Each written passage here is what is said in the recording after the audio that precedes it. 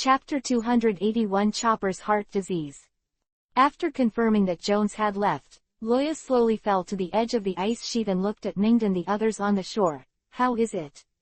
Is it okay?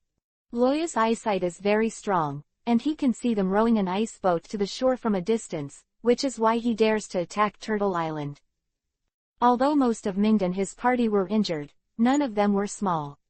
Loya asked this because Ming looked a little depressed. Glancing at Mingda, who had been severely beaten by his brother, Minnie replied, "We are fine, but Drake was detained by the other party." "Sorry Loya, the mission failed." "It's fine if you're fine. As for a Drake, he can't make waves." These words were said to the rest of the people, and both Loya and Minnie knew that they couldn't really bring Drake back. After listening to Loya's words, Ming raised his head and pointed to the ice field with some uncertainty. Can they survive this level of attack? Are they monsters? No wonder Ming was so shocked. From his point of view, Loya's attack just now was already devastating. Looking from a distance, the frozen ice sheet stretches as far as the eye can see, and the white expanse can't see the end. It stands to reason that in such a powerful impact, the waves raised must be at least 100 meters high, which is undoubtedly extremely dangerous for the coastline. However, in the face of Loya's terrifying magical freeze, not even a single wave of waves beat out on the sea. Except for a towering iceberg where it was directly hit by the roar of the ice dragon, the wide sea was like a bowl of upside-down ice cream, without any ripples. Even if the strength is weak, Ming can see that this freeze does not only stay on the surface, but deeply into the seabed.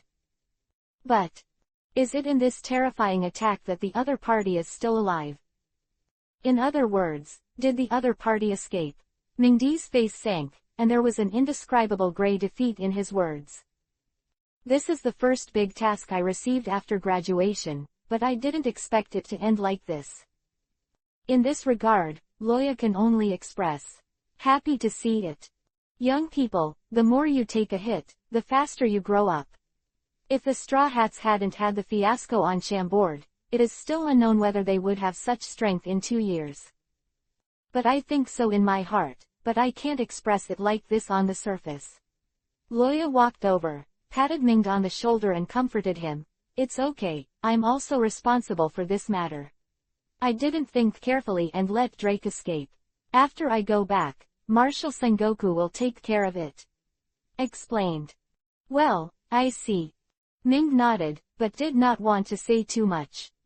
After confirming that the group was all right, Loya led the large army towards the palace.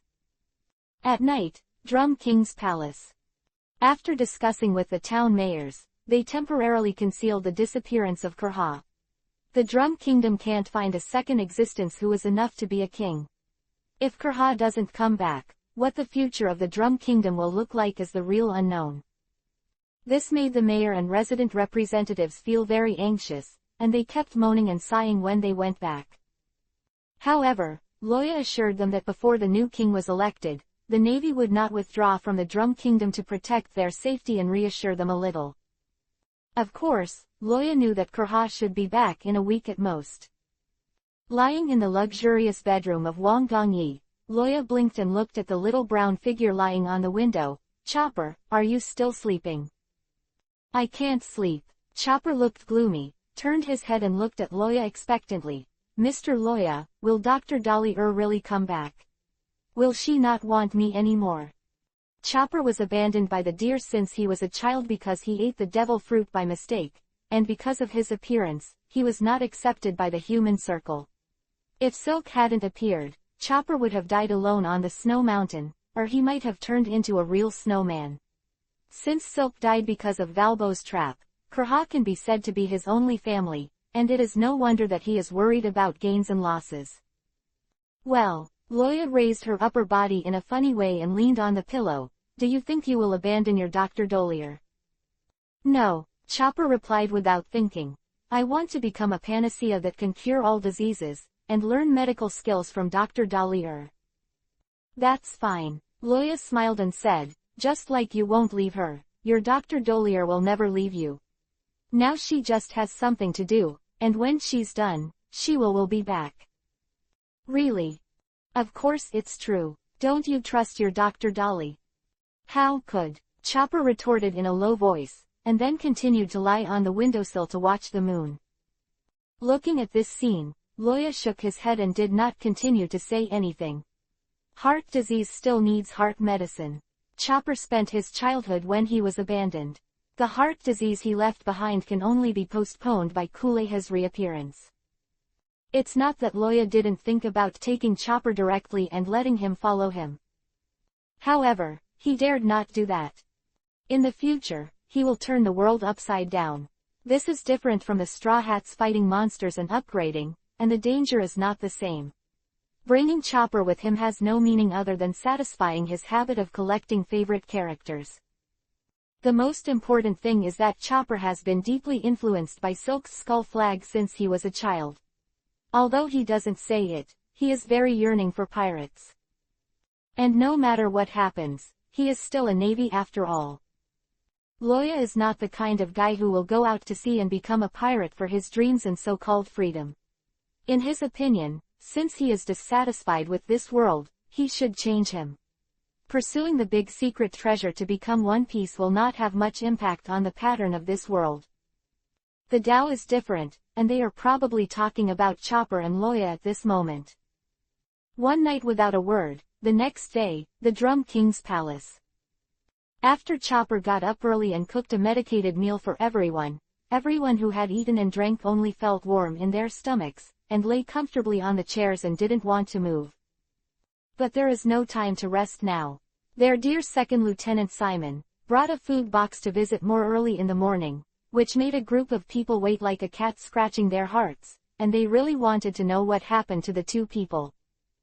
After eating the food for 100 people, Loya stood up under the trembling eyes of the palace chef beside him, and finally burped, "Minged." "Don't ask me, I don't know." Minged replied without looking up. The Weston family is a big family in the Navy, and even Marshal Sengoku doesn't know much about the news within their family. "You'd better ask Simon directly." In response, Loya made a sound, picked up the cloak on the back of the chair, and strode towards the door. "Go, listen to me." Chapter 282 The Past and the Wise. It is estimated that Loya can be so confident about what she heard about. But, not bad. Everyone's eyes lit up, and they followed Loya out of the door. A group of people followed the corridor mighty and came to a room on the second floor of the castle. Loya raised his fist above his head, signaling the guys behind him to be quiet. Then, like the thieves, a group of people stood on tiptoe and came to stick to the door. "You don't need to explain anymore." As soon as I arrived, I heard Simon's roar, which made everyone outside the house invigorated, just in time for the point. In the room, Moore, who was lying on the hospital bed, had dim eyes and laughed at himself. "That's right, any reason now will only make me appear as a coward." But Moore suddenly became serious. "You are also a descendant of the Weston family. You should know better than an outsider like me. If you didn't do that at the time, how would your entire family be affected? It's not just your mother who died. It's my sister. Do you think I'm willing to make such a decision?" Outside the room, when everyone heard the conversation between the two inside, they suddenly became quiet. "Ah, it seems that I heard something very remarkable." Loya frowned and waved. The people behind him understood what he meant and turned to leave. After everyone left, Loya sorted out her clothes and slammed the door. Dong dong dong. A crisp knock on the door interrupted the conversation between the two in the house. Simon took a deep look at Moore and turned to open the door. Seeing Loya, Simon's eyes flashed with surprise, and then he pretended to be calm and asked, "Loya, are you looking for me?" "Ah, this." Loya pursed her cheeks. "I passed by here just now. You know, my ears are better." "Simon. This is the first time I have seen the sober and refined from what I heard." Facing Simon's condemning eyes, Loya coughed twice in embarrassment and went straight into the room. The helpless Simon could only close the door again and followed Loya to Moore. Knowing that Loya knew the conversation between the two of them, Moore couldn't tell how he felt. If it weren't for his sister's incident, he probably wouldn't be able to turn away from the Navy this time. No one spoke, and the air in the room became very embarrassing for a while. After a long time, Roja was thick-skinned and asked directly, "Speaking of which, we still don't know the situation of your family, Simon. Can you tell me?" Simon's mother died. This is something they never knew. Moreover, looking at the relationship between the two, there should be something hidden in it. If you have any enemies, you might as well say it directly. You know my attitude. Zephyr regards the disciples of the elite camp as their own flesh and blood, and takes good care of them. Although Loya can't keep up with this, if Simon has any trouble, he doesn't mind helping him deal with it. Can you not be so violent? Simon was a little moved but even more helpless, spread out his hands, he took a deep breath, and sat down on the chair beside the bed. Actually, things are not that complicated. A flash of nostalgia flashed in Simon's eyes, and he said quietly, "I'm the third son of the Weston family, you all know that. But my biological mother is not the one I call my mother now." In Simon's story, Loya also understands why the relationship between the uncle and nephew is so cold. Simon is the third son, and the other two older brothers are from the current mother. In other words, his mother was a third party, and this alone is the rhythm of a dog-blood romance drama that is enough to shoot dozens of episodes. There were times when his mother nearly overthrew the top of the palace. From a moral point of view, this is undoubtedly wrong. Especially when his mother was a Wu Zetian type with great ambition and means. It can be said that the birth of Simon is undoubtedly the product of an ambition. His mother wanted to use Simon to tie up his father, so as to become the hostess of the Weston family. And her ambition is more than a Weston family. In her eyes, the Weston family is just a springboard for her to get on the world stage. Simon doesn't know what her ultimate purpose is, but it is definitely not enough for a mere Weston hostess. When Simon was 6 years old, she did something that nearly brought the entire Weston family to a dead end. She was looking for an ancient weapon, the King of Heaven. Moreover, it is still under the nose of the Navy. This kind of behavior can no longer be used to describe death, but to wait for death. She also overestimated the influence of the Weston family. As a family force that did not appear in the original work at all, Weston has always believed in being wise and protecting himself and not participating in those terrible things. However, this rule was broken by her, causing the entire Weston family to collapse. That's an ancient weapon. Something that governments all over the world really want. How can a small Weston family be able to meddle? That lady's behavior directly attracted the attention of the world government, and the other party gave an order to Sengoku that this matter must be dealt with seriously. The so-called serious handling is self-evident. At that time, it was the former colonel of the Navy headquarters, Frank Moore, Simon's uncle, who performed this task. The Frank family is also a veteran family of the Navy for generations, but their family gradually fell apart over the years, and now only a few of them still bear the name of the Frank family. Knowing that his sister did such a stupid thing, Frank's mood can be imagined. However, the high-level world government who had been offended by him directly ordered him to deal with it, and also sent the loyal dog, Sengoku, to supervise. What a nonsense thing this is.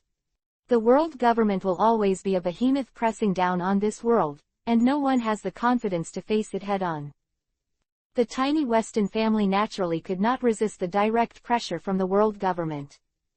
Faced with the threat, the ambitious woman simply abandoned her husband, Weston Marmon, and young Simon, and chose to escape by boat.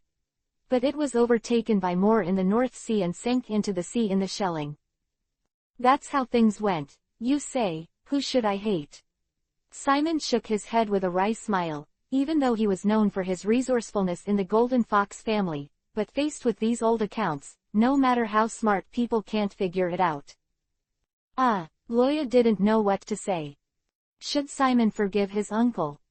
No, it is not an exaggeration to say a life and death enemy between the two. But can Simon hate his uncle? Also cannot. Even if he didn't say much, Loya could understand the crisis faced by the Weston family at that time, and this was the only solution. If he was a little stupid, he wouldn't have to be so troubled. It's a pity that Simon is very smart, and even a little too smart, so he got caught up in it and couldn't extricate himself. Chapter 283 Frost Bomb Parasitic Seed. At the same time, because of this incident, Moore became dissatisfied with the Navy and the world government as the murderer who personally judged his sister. Loya didn't know what role Marshal Sengoku played in this, but he knew that Sengoku wasn't the cold-hearted type. The reason for agreeing to let Moore go is probably also due to the authority of the world government. After all, the former Sengoku was loyal to the world government. But the question is Simon's enemy Sengoku or the world government? No, in all fairness, it's just the rulers doing what they're supposed to do. The power of ancient weapons must never be possessed by individuals, and the consequences are absolutely earth-shaking. Simon is smart, so he understands that. Loya, you say, who should I hate? Simon looked at Loya with a wry smile, hoping he could give him an answer. Sorry for disturbing you. Loya nodded decisively, then turned to leave, leaving behind Simon and Moore, who were bewildered. As the saying goes, it is difficult for an honest official to cut off housework. The complexity of the Simons family has exceeded Loya's imagination. Moreover, the specific events may be a little more complicated than what Simon said. The kindness, resentment, love, hatred among them, the ghost knows what it is. If this book is a romance, Loya doesn't mind to investigate it in detail. Unfortunately, it is not. So Loya decided to withdraw and leave, and let them both care about themselves. Whether it is Simon or Moore, they are all smart people. As long as they don't get into the horns, it will not be Roja's turn to exhort. Back in the palace hall, Loya was quickly surrounded by a group of 8 trigrams. As a woman, Minnie couldn't control the power in her body for a long time, and she said first, "Hey Loya, what happened to Simon and his uncle? What's the condition of his mother?" Although he didn't open his mouth, the rest of the people who surrounded him also said the same thing and looked at him with expectant eyes. The rest are okay to say, the idiot of Aldo is like this. Luoya couldn't help but want to ask, even if he really said it, can you turn the corner with your hard brain that can smash walnuts? Not to mention that it's impossible to say things out on your own. Immediately, Loya's face became stern, and he roared with a bad expression, "Bum! If you have time to surround 8 trigrams here, why not go and exercise? Especially you, Ming Minnie and the Jerome brothers, some of you are the top few in the elite camp, and you can't even win a Drake after 4 fights. It's not ashamed, huh? Anyway, someone is the top few in the elite camp, isn't that just talking about me?" Being pierced by Loya's words, Ming stumbled and silently squatted in the corner and drew circles. "Get out of here, I'm annoying when you look at me." Leaving this sentence carelessly, Loya walked to the bedroom with a trembling in the eyes of his companion's resentment. This image will definitely be beaten on the street, but unfortunately everyone present knows how strong this poor bastard is, so no one shot him, and they can only try to kill him with their eyes. But what they didn't know was that Loya was actually protecting them. After all, this information involves scandals within the world government and the Navy, and even touches on the ancient king of weapons, this taboo. Sometimes, knowing too much can really kill people. Back in the bedroom, Loya closed the door and came to the desk. Jones had complained to him more than once that the captured slaves refused to obey the discipline and fled and resisted several times. Loya is also aware of the drawbacks of doing so, but for his future plans, he needs a strong enough confidence that he has to arrange this. But what Jones said is indeed a problem, so Loya is here to solve this problem now. He took out a small box from the drawer of the desk, and Loya slowly opened it, staring at the beautiful diamond-shaped ice crystals inside, with a satisfied smile on his face. When Jones and Kurha come back, there should be enough. These ice crystals are extremely small, and each one is not much bigger than a sesame seed, but if anyone with a strong enough sense of sight is here, they can discover the terrifying aura contained in these ice crystals. Loya used his usual naming style to name this thing. Frost bomb parasitic seed. Ice cubes naturally do not have parasitic properties, even if they are made by dragon slayer magic. But magic can. Magic power itself has the characteristics of erosion, assimilation and proliferation. Combined with the power of death possessed by Loya, it can do this by feeding on the life force of the parasite. As long as these seeds are eaten by the slaves, their life and death will be completely in the hands of Loya, and a single thought can be detonated. With the terrifying freezing effect of the ice dragon slayer magic, once this thing explodes in the human body, the taste. I have to say that Loya really rarely uses her brain to solve problems. Don't beat for problems that can be solved with violence. The magic power shook, and Loya's right hand quickly condensed at a speed visible to the naked eye. It is not the kind of condensation that covers the surface with ice, but from the inside out, the whole body becomes a crystal clear ice cube. Just like when Kuzan used the fruit power. Half a year ago, Loya still had a big problem in completing this trick. But half a year later, Loya was already familiar with it. After completing the transformation of the entire arm, Loya turned the palm of his hand upward and began to gather dangerous magic power. It is a terrifying force that can make people feel that their souls will be frozen at a glance. Although Loya's power was frightening in the past, it does not have the power that is not even seen now. This is also the road that Edith left him. It turned out that the magic he used before was still human. Only with the body of an ice dragon can the magic that truly belongs to the dragon be used. With the condensation of magic power, a small blue spray Izumi appeared in his palm. But if you look closely, you will find that this Izumi-like thing is not tumbling water, but some tiny white powder. That is an ultimate power that Roha can only use in this form, and its power is incomparable to that of a pseudo-dragon. As the spray Izumi continued to roll, a little ice crystal rushed out of the spray Izumi and landed on the table as the powder collided. Click!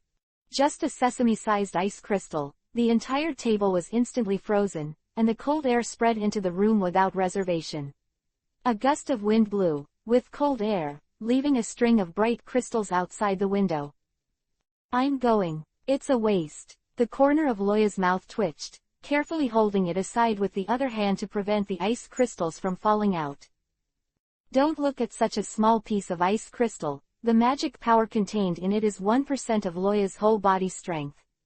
If it weren't for the powerful recovery speed of magic power brought about by his special physique, he would not dare to control a group of cannon fodder so extravagantly. In the midst of busyness, time passes quickly. At night, a crisp knock on the door interrupted Loya. Mr. Loya, are you in there? Dinner. This voice belonged to Chopper, and during the time when Kurha was gone, he was the only one who could rely on Loya. Hearing Chopper's shout, Loya smiled slightly and stopped. Okay, I'll come out right now. Chapter 284 Problematic West Town. This man, once he is free, he feels that time passes quickly, and the day is gone in the blink of an eye. After finishing the manufacture of the parasitic seeds 3 days ago, Loya finally got some free time and basked in the sun in the cold wind with his upper body naked all day long. Regarding Loya's behavior, both the Navy and the Aborigines can only say that the ice dragon is willful. Now the temperature outside is more than 10 degrees below zero, and they feel that it is too cold to wear less clothes, but there is one person who is basking in the sun with his bare arms in broad daylight. No, not right, still too. Looking at Chopper lying side by side with Loya, the onlookers said that hairy people are also willful. The good Dongdao magnetic drum country was just played by these two people to give the taste of Hawaiian beaches. Even umbrellas and cold drinks are ready. This made his colleagues in the Navy who often passed him by holding hot tea and hot cocoa very painful, and felt that they should have come to a fake East Island. Moreover, this is not the most painful for a group of people. What's even more painful is that now the situation in the drum country has begun to slowly change, and Kurha has not come back. The country cannot live without it Kun. Even if it's just a small island country. The news of Valbo's death could not be concealed at all. After this week's turbulent brewing, it has spread throughout the drum nation. The death of the ruthless King Valbo is a matter of celebration. The entire magnetic drum country suddenly fell into a sea of joy, and even the Dr. 20 was allowed to leave the palace on vacation for the first time. Although persecuted, they are also Valbo's accomplices. The world that Loya came to is not the drum country in the theater version. Valbo didn't have a brother of the fungus fruit. Naturally, Dr. 20 was not affected by silk and began to develop an antidote to whiten it. Therefore, Dr. 20 has been under surveillance, and only relaxed a little in the past 2 days. However, after the celebration, a brand new problem was placed in front of the citizens. That's the question of who will be the new king. The first thing that comes to everyone's mind is of course Dalton, the former captain of the Drum King's Palace Guard. Dalton's reputation in the drum country does not need to be mentioned much. He himself wants to change this country very much, even at the expense of his life. As the so-called man has love and concubine intentions, smells congenial, chickens and dogs are restless. Cough cough. In short, it is the son of destiny. If Dalton were king, there wouldn't be a little bit of resistance like that. However, Jones kidnapped Dalton, but he has no intention of returning it. As a result, Simon and others had to announce the terrible fact that Dalton went to Cannibal Island to investigate the disappearance because of Walbo's order. The people of the magnetic drum country were full of grief and sorrow. At the same time, some other thoughts gradually flooded among the people. Now that Dalton is gone, who's going to be king? Why can't it be me? This kind of mentality generally exists in the rich and somewhat powerful families in the drum country. The old king had only one son, Walbo, and Walbo had no children. In other words, the line of orthodox kings has been cut off, and now is the time to change the world. During this period of time, because the navy group of Loya was pressing on their heads, the guys with these thoughts did not dare to express their emotions clearly. But the storm in the dark has reached a precarious level, and it only takes a little spark to be detonated. The reason why things have evolved to this point is what Loya said. In the current magnetic drum country, no one has the strength to overwhelm the heroes. But at such a time of crisis, as the strongest and most powerful guy here, you don't even ask, and you have nothing to do and go to the sun in the ice and snow. Can't understand. Today, Luoya is in a good mood, because it is rare to see a sunny day in the country of the drum that has been snowing all the year round. Chopper is also in a good mood today, because according to Loya, Dr. Dolier is coming back today. After a few days of getting along, although Chopper didn't know why, he still agreed to Loya's request not to tell the story. After all, the one in front of me is the benefactor who avenged Silk. If I help him, it should be fine, right? Anyway, the two of them are in a good mood, chewing on the smoothie. The expression on their faces is called happiness. But at this moment, the sound of footsteps made them have to stop. The person who came was Aludo. He was more reliable than any sunshade at that station, let alone sunlight. It is estimated that the IFI signal could not pass through. And every time he stepped on the ground, the reclining chair under the two people's buttocks had to jump up, which was a fart. In his light sleep, Chopper crawled to Loya's side and said in horror, "Ah, Mr. Loya. It's an earthquake. It's an earthquake." He raised his hand and pointed at Aludo, and said, "It's not an earthquake, it's..." At this moment, Chopper looked up at Aldo, suddenly shut up and bowed to Aldo. At the same time, he pulled Loya's sleeve with his hand and motioned him to do this with him. Obviously, he took Aludo as a special product of the magnetic drum country and went hiking. After laughing, Arudo took out the document in the folder and handed it to Loya. Report to Lieutenant General Loya. This is the trade and commodity transaction details of various towns in the magnetic drum country this week. Please take a look. This information was collected by Loya by Simon. As the saying goes, the troops and horses go ahead with food and forage. If someone wants to do something, they will definitely purchase materials in China. The group of ordinary people alone could not stop the investigation of the members of the elite battalion. It's hard work. Loya took the information and nodded to Aldo, You go back first, I'll come after I read it. Yes. After Aludo finished speaking, he nodded and left. And Loya took the document and slowly read it. Soon, a faint smile appeared on the corner of his mouth. He lifted Chopper to his chest, pointed to a place on it and asked, Chopper, West Town, is it very prosperous? West. Chopper was stunned and recalled carefully. It shouldn't be so good, right? I remember that West Town had conflicts with surrounding towns several times because of poverty. Mother saved a lot of people at that time. Also make a lot of money, right?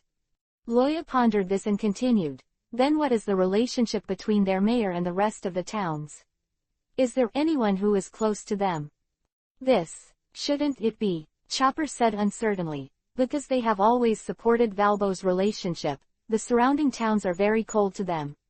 Dr. Dolier said that they wanted to holding Valbo's thigh tightly. It turned out that Valbo had no idea of developing the country at all. They were all a bunch of poor fools. Mr. Loya, what is a thigh hug? Well, Loya smiled slightly. Similar to the fact that you walked in front of the group of navies, they were all very polite to you. You just hugged my thighs, described as relying on other people's the act of gaining an advantage by taking advantage of it. Well, but now is not the time for class. Quote. Loya rolled over and stood up, picking up the cloak next to him and putting it on his shoulders. It is understandable if it is a few thousand people, but as a poor town with no more than 600 people, the problem is too big to carry so much food in recently. Chapter 285 Shocking Xiao. This is yesterday's Zhejiang. I overslept without hair. West Town, a seaport town in the south of the Drum Country, has a very advantageous geographical location and is one of the rare port areas in the Drum Country. However, although this is a seaport town, the economy of this place has not developed, and it is incomparable with the wealthy towns in China. There is no other reason, because the mayor of this town is too selfish. He is extremely greedy, and if there is a little benefit, he will quickly put it into his pocket, never thinking about the affairs of the town. Streets, buildings, sanitation, and public security are various issues. With this kind of mayor, the slightly motivated residents of West Town moved out of this place early, so that those who continued to stay were all a rogue who doesn't do his job all day long. The more chaotic the poorer the more chaotic. This principle doesn't just work on Earth. But fortunately, the world of One Piece, after all, pays attention to the respect of strength, and those rogues, no matter how bad they are, do not dare to stand on the opposite side of the devil fruit ability Valbo. Instead, they will only have one heart with Valbo. However, everyone saw it. Valbo didn't take this group of guys who supported him at all, and let them fend for themselves. Especially in the period after Valbo's death, their life became more and more difficult. So, the heart of making a living from this rebellion seems to have been said in the past, right? In the palace conference room, Simon stood at the table and reported to a group of colleagues. Based on the above information, we can conclude that there must be someone in West Town planning something, and the funds are very abundant, allowing them to make short-term plans. Procurement of so much food in time.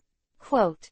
That's why I propose here to send soldiers to search the town of West, and make sure to find out what they are going to do to collect so much food supplies.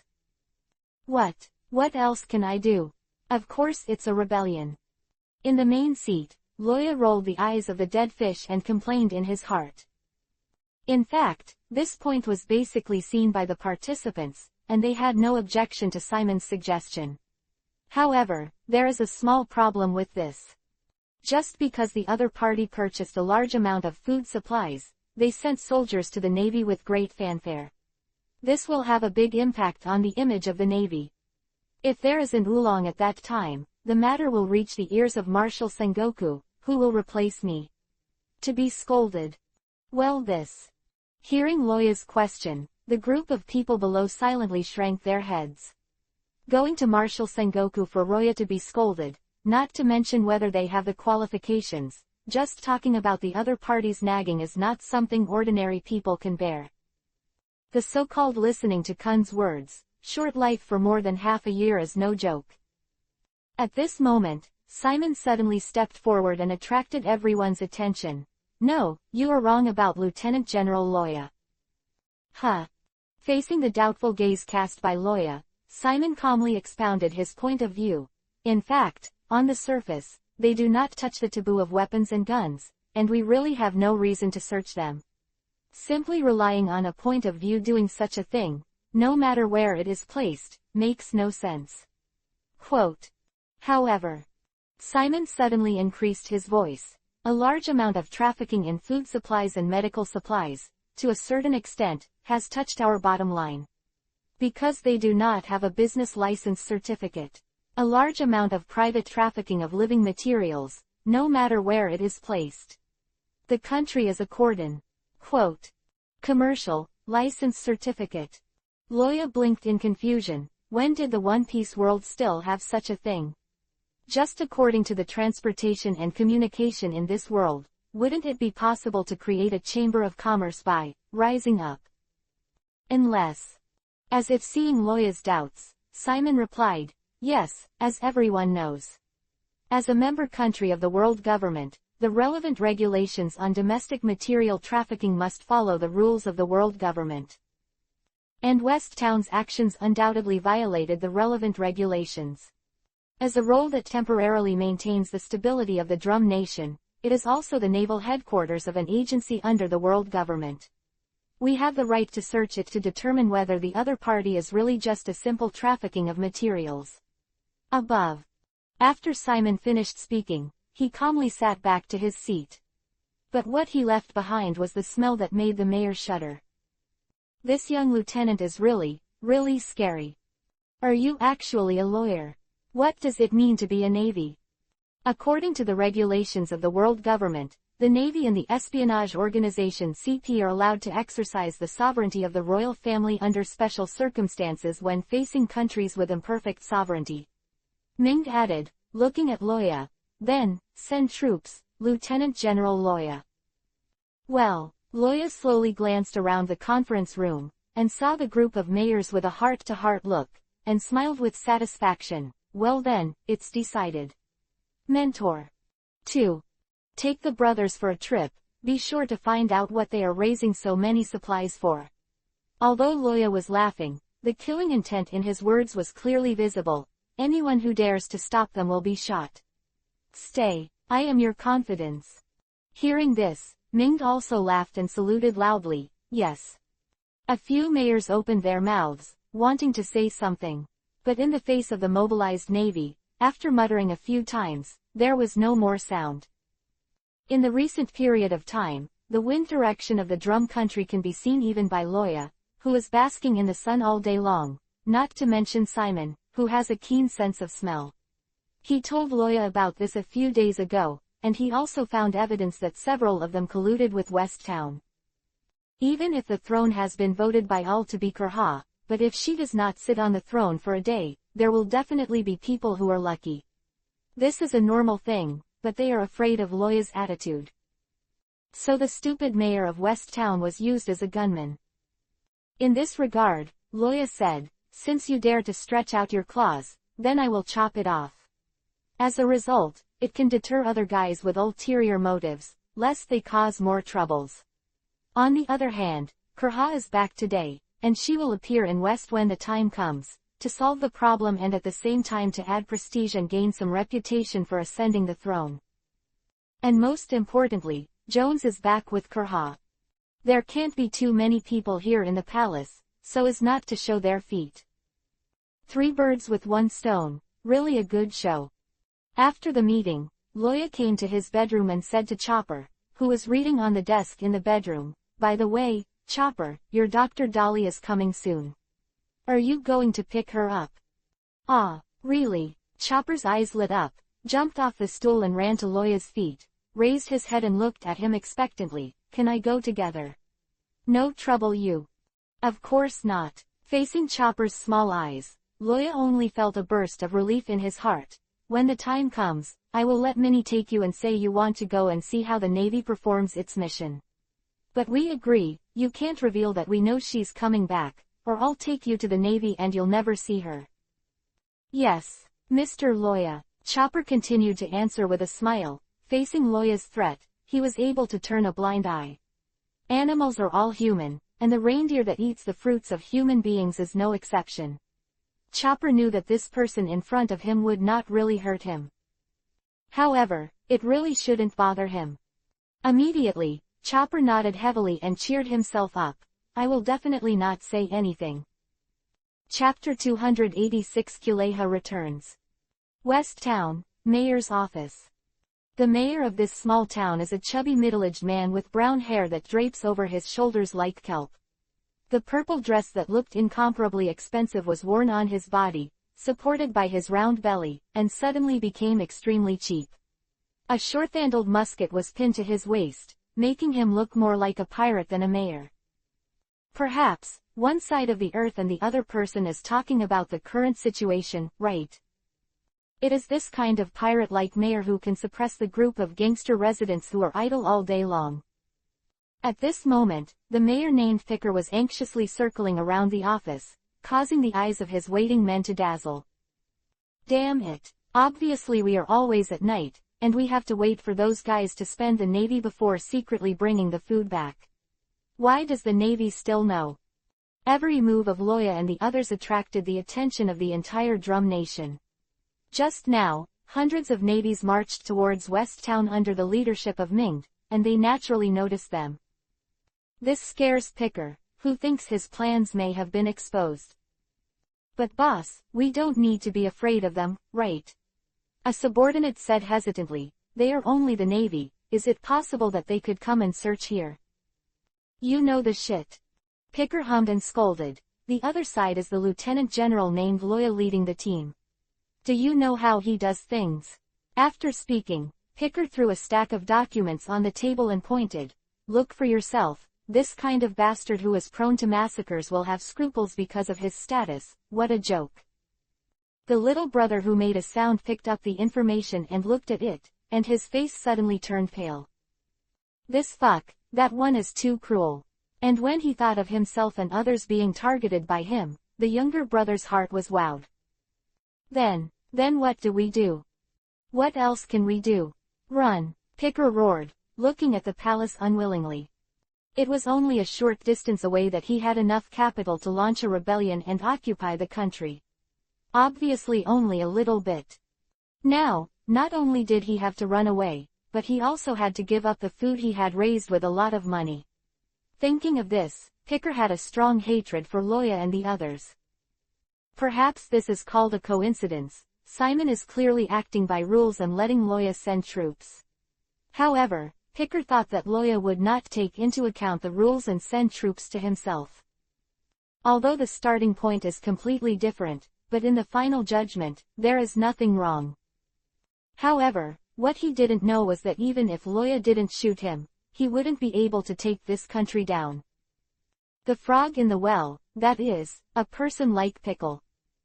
Report. Lieutenant Colonel Ming, the entire town of West is under martial law.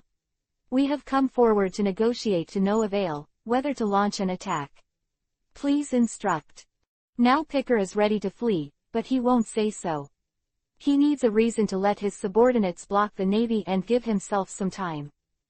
For example, treasure is a good reason. No one can remember exactly how much oil and water Pickle has scraped over the years. But residents of West Town knew that was an astronomical sum. Under the heavy reward, there must be brave men. In the face of Picker's enticement, these guys who only dare to bully the common people on weekdays have picked up guns and weapons and built defensive fortifications on the wall to resist the attack of the Navy. In fact, the soldier is no longer needed to report. Ming saw the muzzle sticking out from the other side hiding behind the bunker early in the morning. If they didn't have a ghost in their hearts, why would they be so nervous? Immediately, Ming took off the wolf kiba stick behind his back and raised it with one hand. Pass my order. The whole army strikes. Bang, boom.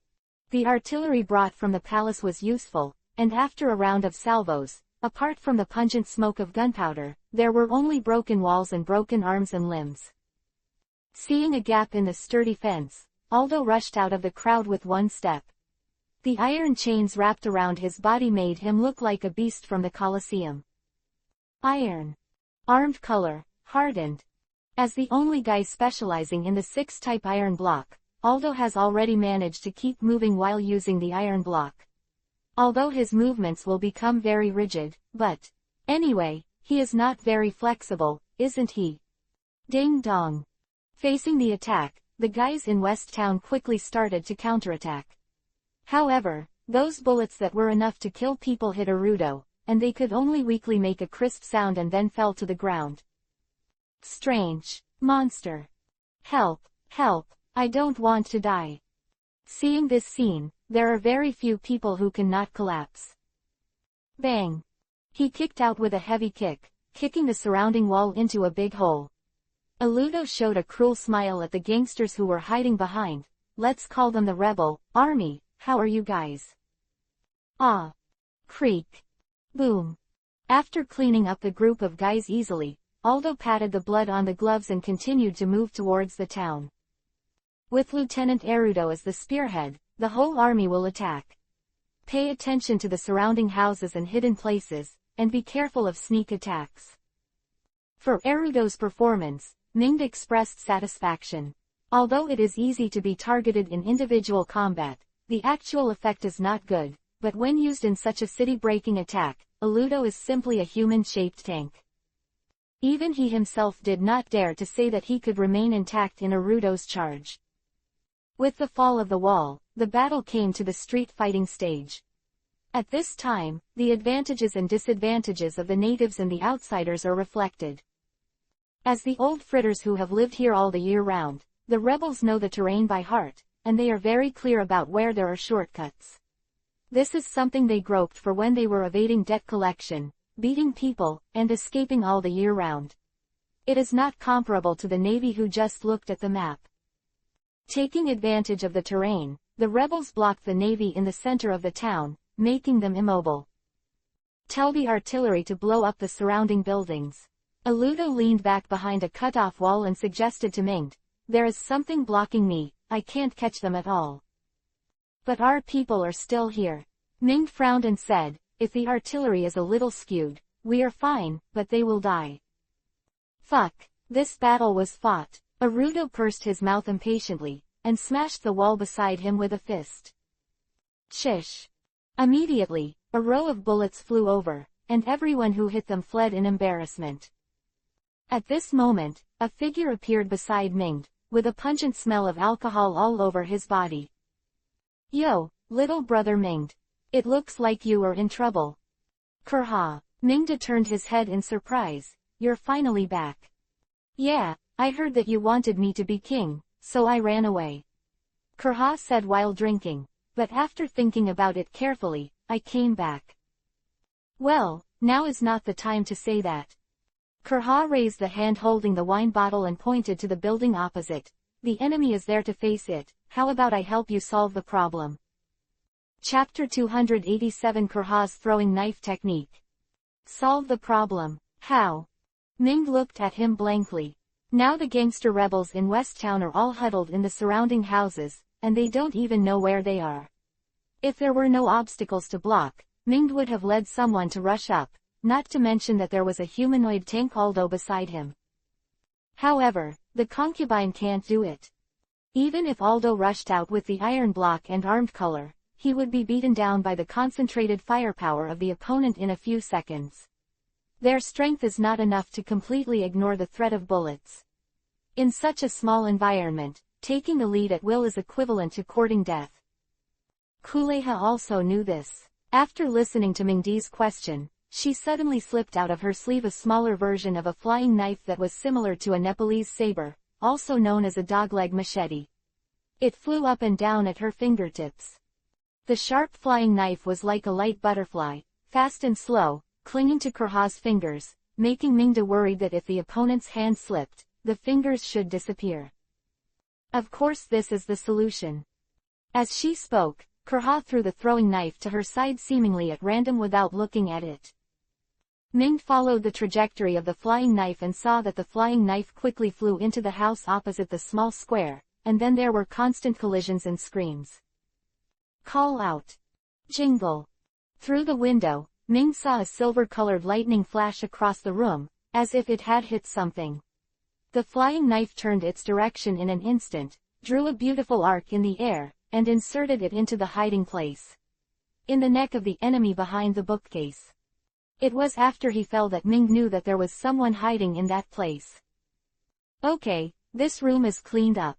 In Mingdi's ghostly expression, Kurha calmly clapped his hands and greeted the navy next to him. There are no enemies in the room over there, you can move on. Aludo, who was squatting on the ground, glanced at Ming and bit Kiba. I'll go over and have a look first. If there is no problem, you can follow. Cut. In response to Aldo's caution, Kurha cut it impatiently, then continued to take out a throwing knife and threw it into a room in the direction of 3 o'clock. It was the kind of clanging sound again, and after that, only the screams and screams of the enemy remained. If Loya was here, he could still hear the strange sound of water gushing out from the arteries. Here, Aludo was ready, he covered his head with his hands and rushed out. However, the expected hail of bullets did not happen, and he ran into the opposite house without incident. He looked into the room suspiciously, and suddenly took a deep breath. I saw 5 enemies lying on the ground on the first floor of this room. Without exception, all had their arteries cut open. Blood dripped all over the ground, and a step on it was a Yuhi footprint. Moreover, these 5 people are not standing together, but guarding behind each window and door separately. The shortest distance between the two is more than 1 meter. This old woman seems to be really scary. Arudo shivered involuntarily and continued to go upstairs to check. The situation upstairs was similar.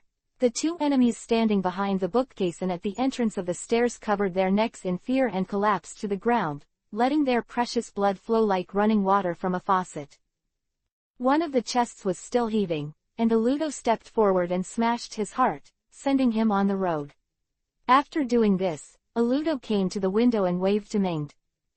Seeing Arudo's response, Ming breathed a sigh of relief and ordered to his deputy, I will bring someone in first, and you will bring someone to cover us. Then I will cover you, and you will come in again. Understood. After some movement, a group of people crowded into the room. This should be the house of some rich man in West Town, and dozens of people go in, but it doesn't seem crowded at all. And the field of vision is very good. You can overlook the range of at least 120 degrees in the north and south directions. After arranging his men to defend, Ming suddenly glanced at a shield hanging on the wall. It was just a decorative shield, and although it was inlaid with silver-white precious metal, it was wrapped in a kind of sparse balsa wood.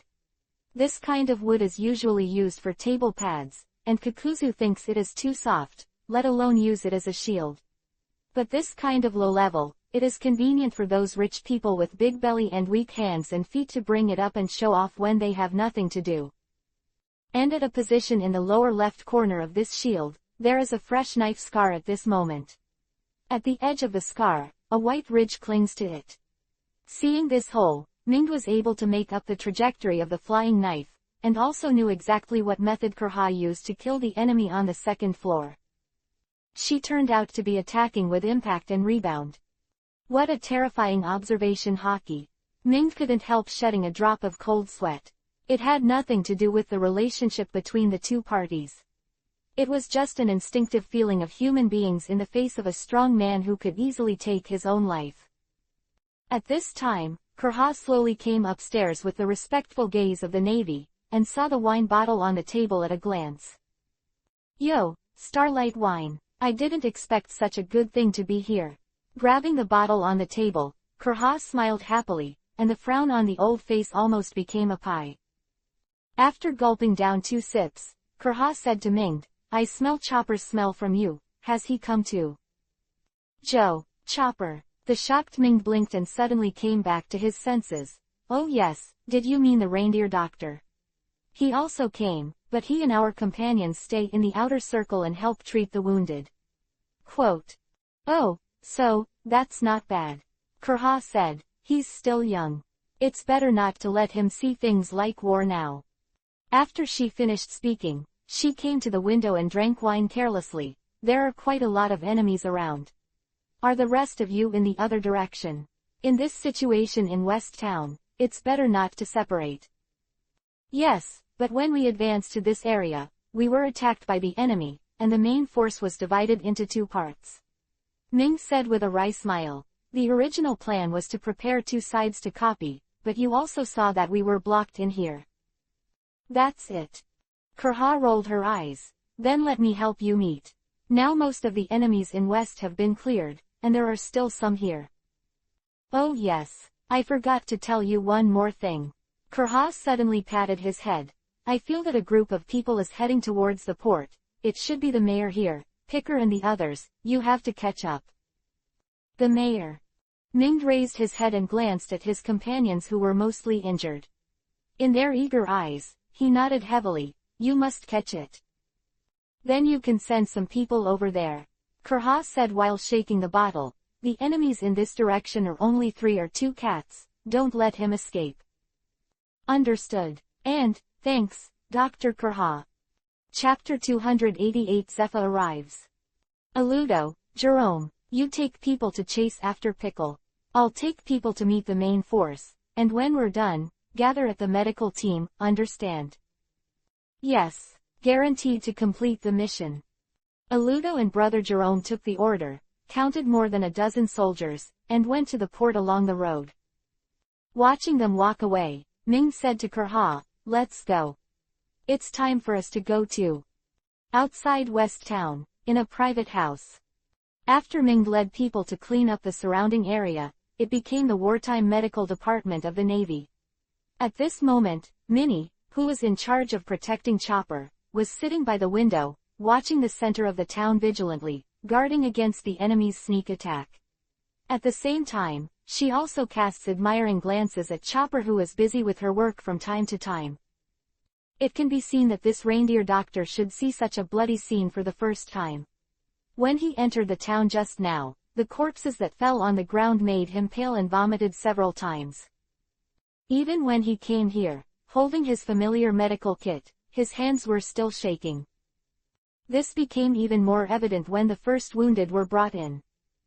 Minnie clearly remembered that it was a guy whose leg was broken by a bomb. The entire right leg was blown off almost to the crotch, and the flesh was blurred and blood was dripping. Because of the pain, the slap-length severed leg was still shaking, screaming and struggling, looking like a horror movie. Chopper was stunned on the spot, then lay on the ground and vomited. By this time, Minnie was still doubting whether the other party was a doctor. How can a doctor vomit out in the face of the wounded without talking about treatment? But after that, Chopper proved himself with facts. He grabbed a handful of the herb and stuffed it into his mouth, numbing his nerves with the bitter taste to keep him from vomiting. Then take the medical tools and start serious treatment. Although during this period, he had a clear tendency to give up several times, but in any case, he finally held on. When bandaging a soldier with a broken bone, the other party kicked him in the face because of the pain reflex, and even the door key lost too, and the corner of his eye was swollen. But he just scribbled on it with an ice cube, and went back into the treatment. Minnie estimated that the reason why he used ice cubes was probably because he was afraid that the corners of his swollen eyes would block his vision and avoid incomplete treatment. At this moment, Chopper has been busy for an hour. Under the huge mental pressure, he is covered in sweat, and the whole deer looks like it has just been fished out of the water. Looking at the movements of the other party's hand, the fingers holding the needle to sew the wound have been uncontrollably fluttering left and right. Minnie sighed helplessly, walked over and held Chopper's hand after turning into a human. Enough, rest, your hands are shaking. But, his wound, Chopper looked at Minnie anxiously, trying to explain something. Don't forget us. An army doctor took the tools from Chopper's hand and smiled at him. You are really a good doctor, Chopper. But don't force yourself, try to learn, trust others. Quote. Uncle. Chopper looked at him blankly, not knowing what to say at the moment. Suddenly, a soft cry that endured the pain interrupted everyone's communication. I said, can you sew up my wound first and then chat, doctor? My intestines are still blowing cold wind. You know I didn't fight. Narcotic. Looking at the navy lying in front of them, several people blinked in confusion, and were instantly speechless. Fortunately, there are old fritters here.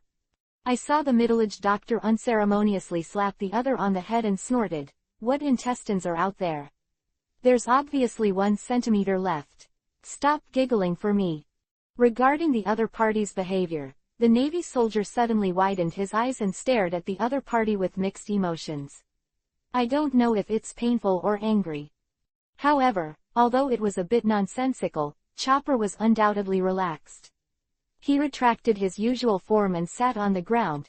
"Great, I'll take a rest." Boom. After watching the little doctor finish speaking, he fell asleep. The middle-aged ship doctor sutured the soldier's wound and shook his head. "The mind is good, and the medical skills are good, but it is a pity that the psychological quality is too poor. The psychological pressure is too great, and I want to become a doctor. A qualified doctor. He still has a long way to go." Quote. In this regard, Minnie rolled her eyes at the other party. "He is a reindeer and you are a human. He is only 12 years old and you are 39. How dare you compare with him? You are not ashamed." Choked by Minnie's words, the doctor smiled embarrassingly without refuting, and continued to work. Just when Mingd and the others were busy attacking West, in the Drum Kingdom Castle, Loya welcomed 2 important guests. On weekdays, the guy who doesn't go through the front door and the window is definitely not a good type, and Loya will punch up without saying a word. But today is different. Loya will definitely not do that. Because not only Jones, but also his teacher, Zepha.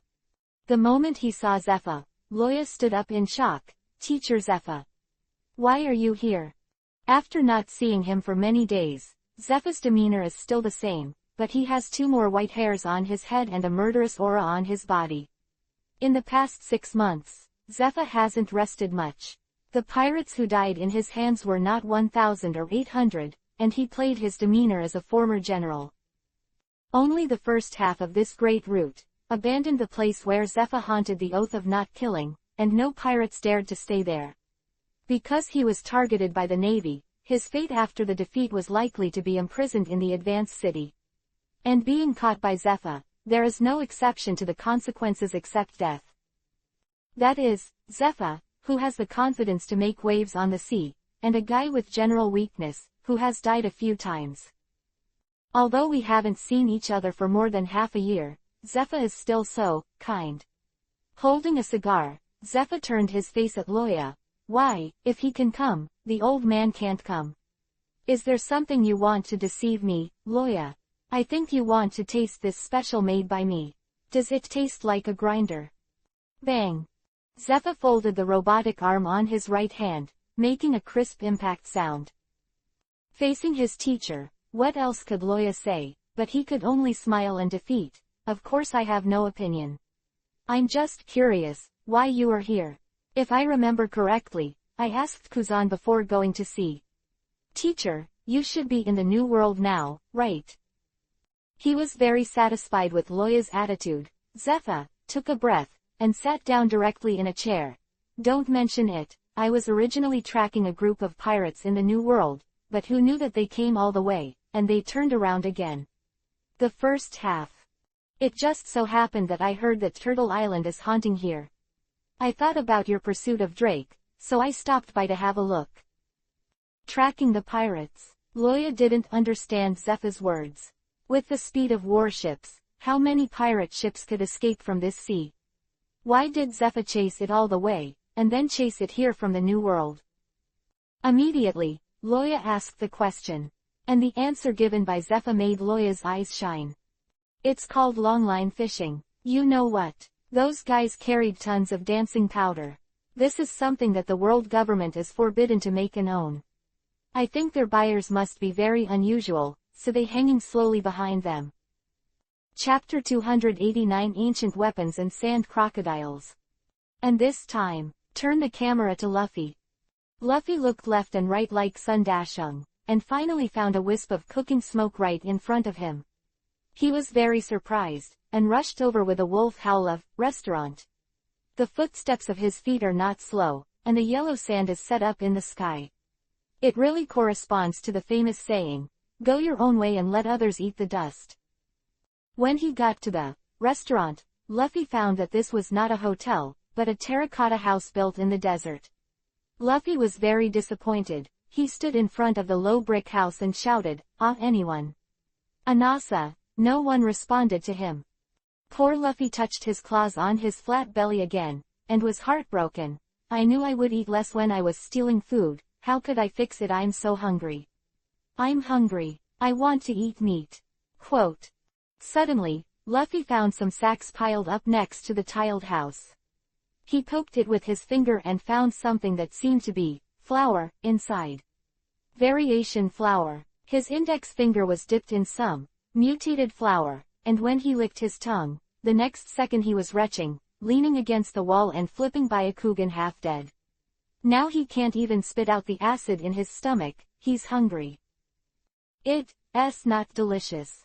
Luffy finally recovered from the weird smell, kicked the mutated flour, and found that there was a stove, just right. Luffy smiled brightly, and there was a sinister taste in his smile. He burned all the mutated flour. And this is an uncle who rushed out of the terracotta house, saw Luffy burning something, and then saw that the burned thing turned out to be his treasure. Holding his face and screaming with a big knife at it, Luffy roared, "What the hell are you doing? Didn't your mother teach you not to touch strangers casually? I'm a dance fan." Uncle went wild. "Huh, this is your stuff, sorry." Luffy turned his head strangely, heard the point, and threw the last packet of mutant flour called dancing powder into the stove, bowing to the uncle. "Apologize, but insincere." "Ah!" Exclamation mark. "My priceless dance fan." The uncle screamed wildly. It was really hard for him to be a man with such a difficult tenor. His cheeks were so desperate that he looked at the dancing fans who had been burned to ashes, and 2 lines of hot tears overflowed from his wretched eyes. "You're still my dancing fan, you damn bastard. I'll fight with you." Uncle grabbed Luffy's collar and shook violently. Zhangji was swaying under the torment of the uncle. His eyes were like mosquito coils, and he made a strange voice. The uncle was finally tired, and in frustration he threw away Luffy and slumped on the ground weeping. "My dance fan. A priceless dance fan. Dancing fans. That's a god horse." Luffy heard something that shouldn't be heard again, and looked at the tearful uncle and asked a good baby question.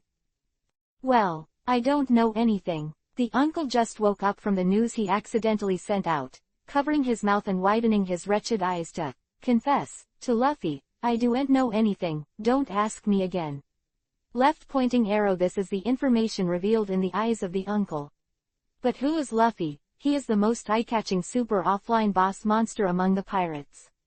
For him, ignoring eye information is the best. He is a connoisseur. "Tell me, I will never say it." Luffy smiled innocently, but that tone told us that he had learned badly. "It's all Ira's bloody bastard." Someone who was fighting with Ace suddenly sneezed to let Ace succeed, and Ace took this opportunity to pinch Ling Luo's round cheek again. Ling Luo, whose face was pulled again, was angry and pulled it back. "You really won't tell the Navy?" The uncle's eyes were weeping, and the tears flashed all of a sudden, blinding Luffy's titanium alloy dog eyes. "Yeah." Luffy nodded vigorously. In fact, dancing powder is also known as rain-calling powder, and its appearance is a green powder. It was invented a long time ago in a country that did not rain.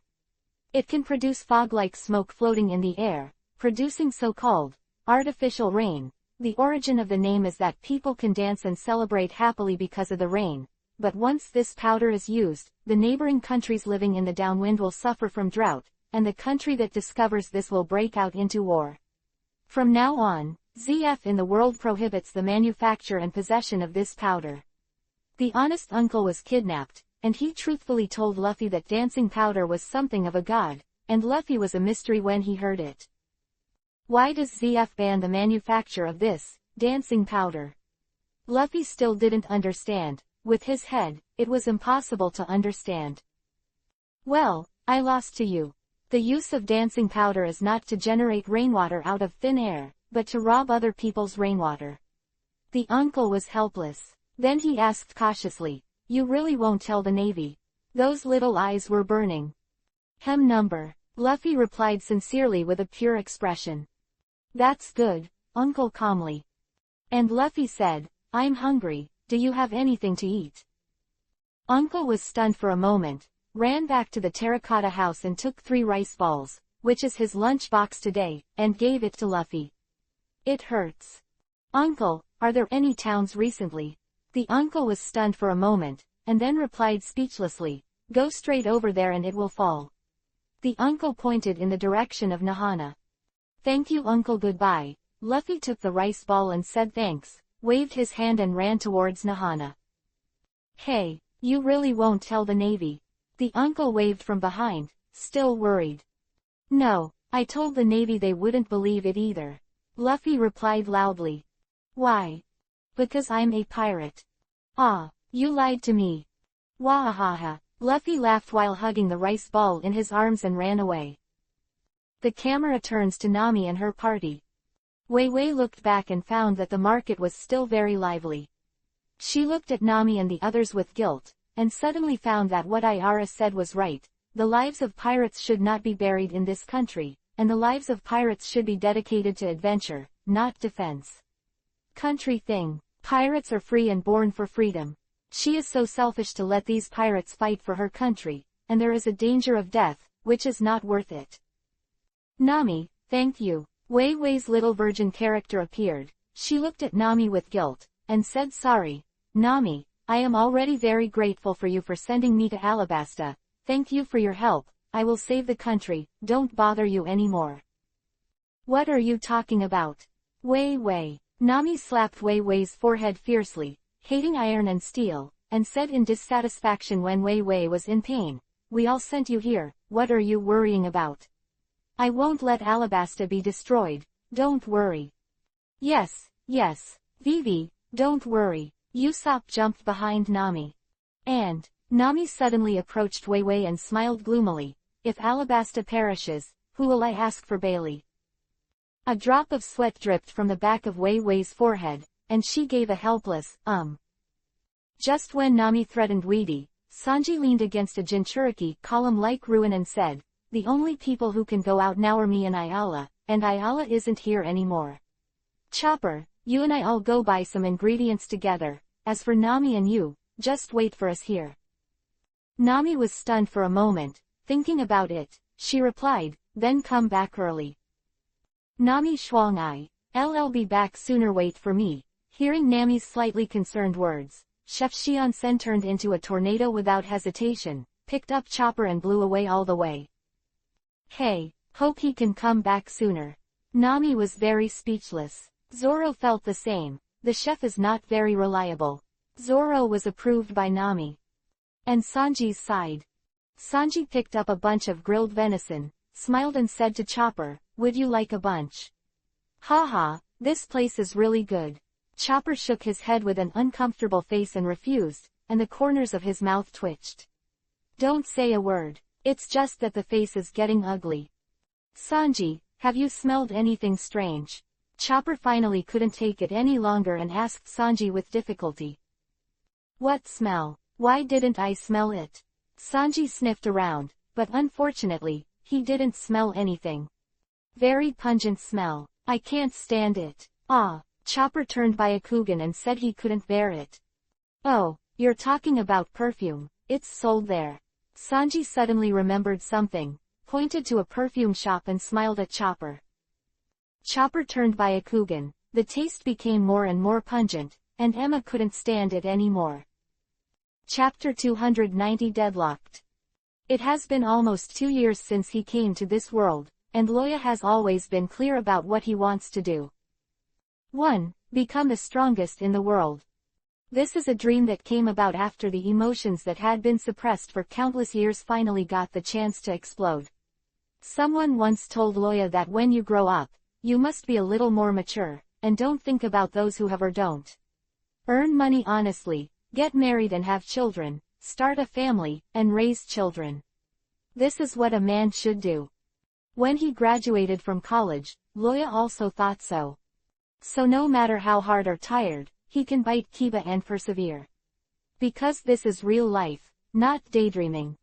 However, all these realities were torn apart mercilessly by the sudden crossing. Dream waved to him again, telling him the way forward. Therefore, he wants to become the strongest existence in the One Piece world. Tell those who used to look down on him and laugh at him that salted fish can turn over. But more, he wanted to tell himself the meaning of his existence. But since he came to the world of One Piece, then Loya's second dream appeared logically. That is to destroy all the pressure on this world. Untouchables. The dragon on the head. The plan to ban Shichibukai after communicating with Sengoku was just the beginning of his real goal. Therefore, he needs to treat this matter with caution, rather than simply using it as a pretext to deal with the investigation from the Admiral of the Navy. Drum King's Palace, in Loya's bedroom. That's the rough plan. If nothing goes wrong, K-Roctal will be locked up in the Advanced City soon. Sitting cross-legged on the sofa, Loya waved his hands towards Zephyr and said, "Of course, if he really does too much, I don't mind killing him at all." Speaking of this, Loya's mouth pulled out a dangerous arc. After all, only dead pirates are good pirates. After listening to Loya's plan, both Zephyr and Jones were shocked by it. Especially Jones. He thought that the goal of himself and others in recent years was just to recruit troops and expand their strength, and it would take several years of preparation to ascend to the position of Chiwahai. Unexpectedly, Loya would be so direct and violent. That is Chiwahai, a guy who is recognized by the world government and has the legal right to plunder. Loya's plan was not to abolish Lucci's face before, but to cut a piece of flesh on the opponent's body fiercely. Let the other party lose face. As an agency under the world government, once this is leaked, I am afraid that Marshal Sengoku will not be able to keep Loya. At the moment, Jones shook his head decisively. It's too radical, Captain. And the plans you mentioned are based on the premise that K-Roctal is really buying dance fans. If you guess wrong, it's really with the world government. Ripped off. The acquisition of dancing fans by K-Roctal is a serious crime. It is obvious that people from the world government can do it directly by reporting. Why do they have to be involved in the identity of the Navy? It's like a big boss keeps a disobedient dog. As a subordinate, you kill the dog because the dog is disobedient. Do you think the big boss will blame the disobedient dog or the disobedient you? The dog also depends on the owner. That is the case. Who said I'm going to do it myself? Hearing Jones' question, Loya looked at him strangely. I'm letting you do it. Wait, don't say you can solve even a gram of Rockdale. No. But you didn't say just now that it's your responsibility to lead K-Roctal out of the rain feast. Jones was feeling strange when he suddenly remembered something and slammed the palm of his hand. Wait, I see. The force is brave, but unfortunately the IQ is not enough. The old god Zephyr commented so, and it seemed that he was not worried about Loya's problem from the very beginning. In this regard, Roja smiled. His hand was covered with dragon scales, making his nails extremely sharp. Imitate the marks of being bitten by a beast. I think I'm fine. Moreover, as long as he becomes a waste, and you don't have to worry about exposure. Quote. So the question is, how to make him unable to speak without killing him. Loya said that as long as magic exists, everything is possible. Just when a few people were discussing, in West Town at this moment, the battle was about to end soon. Under Mingdi's intentional actions, I believe that those who escaped by chance will soon be able to tell those who have ulterior motives about Kurha's strength. As long as their IQ and ambition are proportional, they won't do something stupid. If no one takes the lead, then even if there are still people who will have opinions, they will soon fall under the public opinion attack arranged by Loya, and maybe they will be taught by a god Clea. And the reason why the battle will end soon is still thanks to Picker. After leaving the main force, Aludo and Brother Jerome quickly rushed to the port and intercepted Pickle and his group who were about to board the ship and escape. But what they didn't expect was that the other party had a backhand. Although there are countless gangsters in West Town, there are still many ordinary people living here, wandering among various gangster organizations to survive. Most of them are guys who can't live without being here, either because of poverty or because of threats. But no matter what, they didn't leave. And Picker's backers are them. I warn you not to come here. Hiding in the corner, Picker aimed the musket in his hand at a family of 3 kneeling in the center of the street, and shouted at Arudo and the others opposite, "Don't take a step forward, or else I'll kill them." Boom. As they were talking, a bullet hit the floor in front of the family of 3, making them tremble. "Help, please save us. Lord Navy, don't come here. They've got so many guns pointed at us." Hearing the shouting in his ear, Arudo impatiently wanted to smash into the wall, but his fist stopped at a distance of 1 centimeter from the wall. Turning his head, Arudo looked at Brother Jerome. "I'm going to attract firepower from the front, can you solve them from the side?"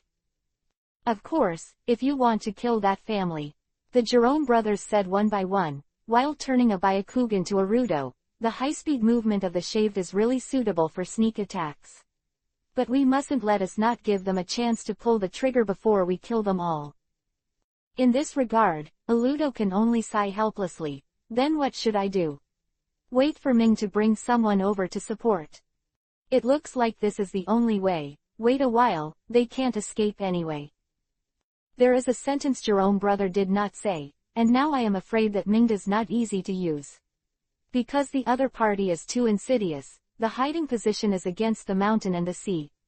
The 2 brothers were able to make a sneak attack when they went there, and with Ming who didn't have much attainment in 1 month, the situation really didn't change. Looking at the sailboat that was sunk by the stone that was punched out by his own punch and cannon, Arudo nodded. "Okay, listen to you, they can't escape now anyway." Chapter 291 Support. At this moment, Kurha, who was helping Ming and others to finish, suddenly turned her head and said in confusion, "Huh? Why did they stop?" Picker is still some distance away from them. Beside Kurha, Ming rubbed his arm that was a little sore from too much force, and asked, "Did you feel anything, Dr. Kurha?" Kurha ignored Ming, closed her eyes, and tried her best to perceive the situation in the port. Soon, she opened her eyes, frowned and said, "It seems that Picker is taking ordinary residents as hostages, so that they don't dare to act rashly. Let's move quickly here, they need help."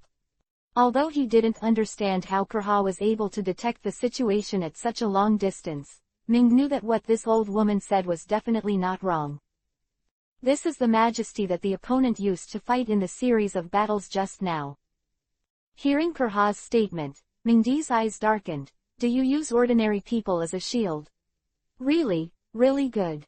Looking at the soldiers who kept firing over there, Ming thought for a while, and said to Kurha, "Well, doctor, tell us where there are enemies, we are in charge of the battle here, you go and support Arudo and the others.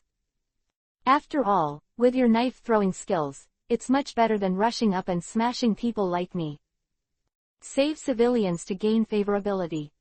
Kurha's eyes rolled and she understood Mingdi's plan, but since she came back, it meant that she was ready to become a king, and she would only accept this kind of thing and not resent it. Immediately, Kurha pointed out the window. "There are dozens of enemies behind that house. They should be the last rebel army. Be careful, I think the other party should have a good guy in command." "Is there a little boss?" Ming glanced in the direction and nodded. "Understood." Seeing Ming nodding, Clea left with the bottle in hand. Ming looked at her with trepidation, for fear that a black gun would suddenly appear out of nowhere and give her a shot. However, that didn't happen until Kurha disappeared around the corner. "You all heard the location of the other party. All of them are there, scattered and surrounded." "Yes. Do you hear me? I tell you to lay down your weapons, or I'll kill them." The hesitation of Arudo and the others undoubtedly gave Picker a very strong confidence. Seeing that the Navy was being held hostage by tactics, Picker immediately took an inch and asked them to lay down their weapons. In this regard, Arudo actually said that it does not matter. His strength is basically based on his defensive skills, and whether he wears gloves or not has little effect on him. But for the rest, Picker's request is undoubtedly smart. With the exception of him and the Jerome brothers, no mistake, the rest of the Navy once lost their weapons were almost like ordinary people. Although they can't play any role now, it is undoubtedly a very irrational behavior to hand over weapons on the battlefield. However, boom. Looking at the middle-aged man who was hit in the calf by a shot and fell to the ground and howling, and the fat woman crying beside him hugging his son, Aldo bit Kiba and ordered, all of them, throw the weapons away. Drop. Aldo. Brother Jerome glanced at Aldo, but couldn't say what he wanted to say. For swordsmen, the sword in their hands is not only their weapon, but also the partner they entrust their lives to. Even if it is an expedient measure, throwing away the sword in his hand is a very difficult thing for a swordsman. However, if this is not done, the family of 3 may really not be able to survive. The Jerome brothers had no expectations for Picker's remaining humanity. Crackling. A lot of guns and swords were thrown out from the corner by the soldiers, like a hill in the middle of the road. After a while, with a crisp sound, Brother Jerome's Zanyu and Duan Izumi also landed on the pile of weapons. "And your big man," Pickle shouted loudly, "don't think I don't know what you're wearing. Hurry up or I'll shoot." Bang! Before Picker's words were finished, a black shadow enlarged in his sight and flew straight towards the bridge of his nose. He was so frightened that he quickly fell to the ground and avoided the attack. Then, the hard corner was directly smashed by this thing, like a crunchy tempura coat. Gollum. Picker swallowed and glanced at the huge glove, which was estimated to weigh 100 pounds. What kind of monster is this? Can you still fight with such a heavy weapon? However, no matter how powerful it is nothing but a group of, just, navies. As long as they threaten civilians, they can only obey. Immediately, Picker smiled proudly and continued, "Very good. Cooperate well, I won't do anything to them. Now, come out slowly one by one. Aludo looks very ugly, go out. Going out and still alive. Damn, where did Simon go at this time?" Arudo complained, if Simon was there, whether it was his fruit ability or his head, he would definitely be able to break the game for them. However, due to the reason of West Town, Simon was left in the palace to meet the mayor and wealthy businessmen who came to discuss important matters, but did not go with them. "Are you deaf? I told you to get out." Bang bang bang. Picker casually shot at the family of 3 while cursing. Just when the two sides were at a stalemate, a figure suddenly swayed from the edge of the street and came behind Aldo in the blink of an eye. And he didn't find each other at all. "Yo, you're Aludo, right? Minged Kid asked me to come and help you. What's the situation now?" Kurha's body was full of alcohol, and when he opened his mouth, his voice didn't frighten Aldo, but the smell of alcohol frightened him. Shrinking his head, Aldo turned his head and looked at Kurha. "It was you, doctor, that scared me to death. It smells so bad. How much alcohol did you drink?" While covering his nose and fanning, Arudo complained, "What else could it be? They hid at the corner of the street directly opposite us, threatening us with the lives of those civilians. If it weren't for too many buildings here, I would have rushed over to do it. Flip them over." Aludo has officially given a name to his charge, and the name is Aludo Crash. When he first learned about this, Loya directly put on a black question mark face. However, as long as you are happy. But then again, moves that are worthy of their names are naturally powerful. Aldo's collision is not only powerful, but with his hardening and iron blocks, even small sea kings are in danger of being hit and vomited blood. However, placing it in this dense building will greatly reduce the power of this trick. Moreover, because the move could not change direction after the move was activated, if the opponent escaped because of too much movement and directly killed the civilian, then he would be dumbfounded, so until now, Arudo has not used this move. After listening to Arudo's remarks, Kurha took a sip of wine and narrowed her eyes. "Are there people on both sides of the street?" Tisk tisk, really, troublesome. Chapter 292 Flying Knife Stunt. After careful calculation in her heart, Kurha shook her head. "No, it's a bit too risky." Then she raised her head, looked at Aludo who was winking at her, and immediately smiled. "Hey, big man. How about you help me determine their positions? Determine the location. Yes, as long as I know their specific location, I can be sure to get rid of them in an instant. Kobo didn't know when a flying knife appeared in his hand, flipping up and down at his fingertips.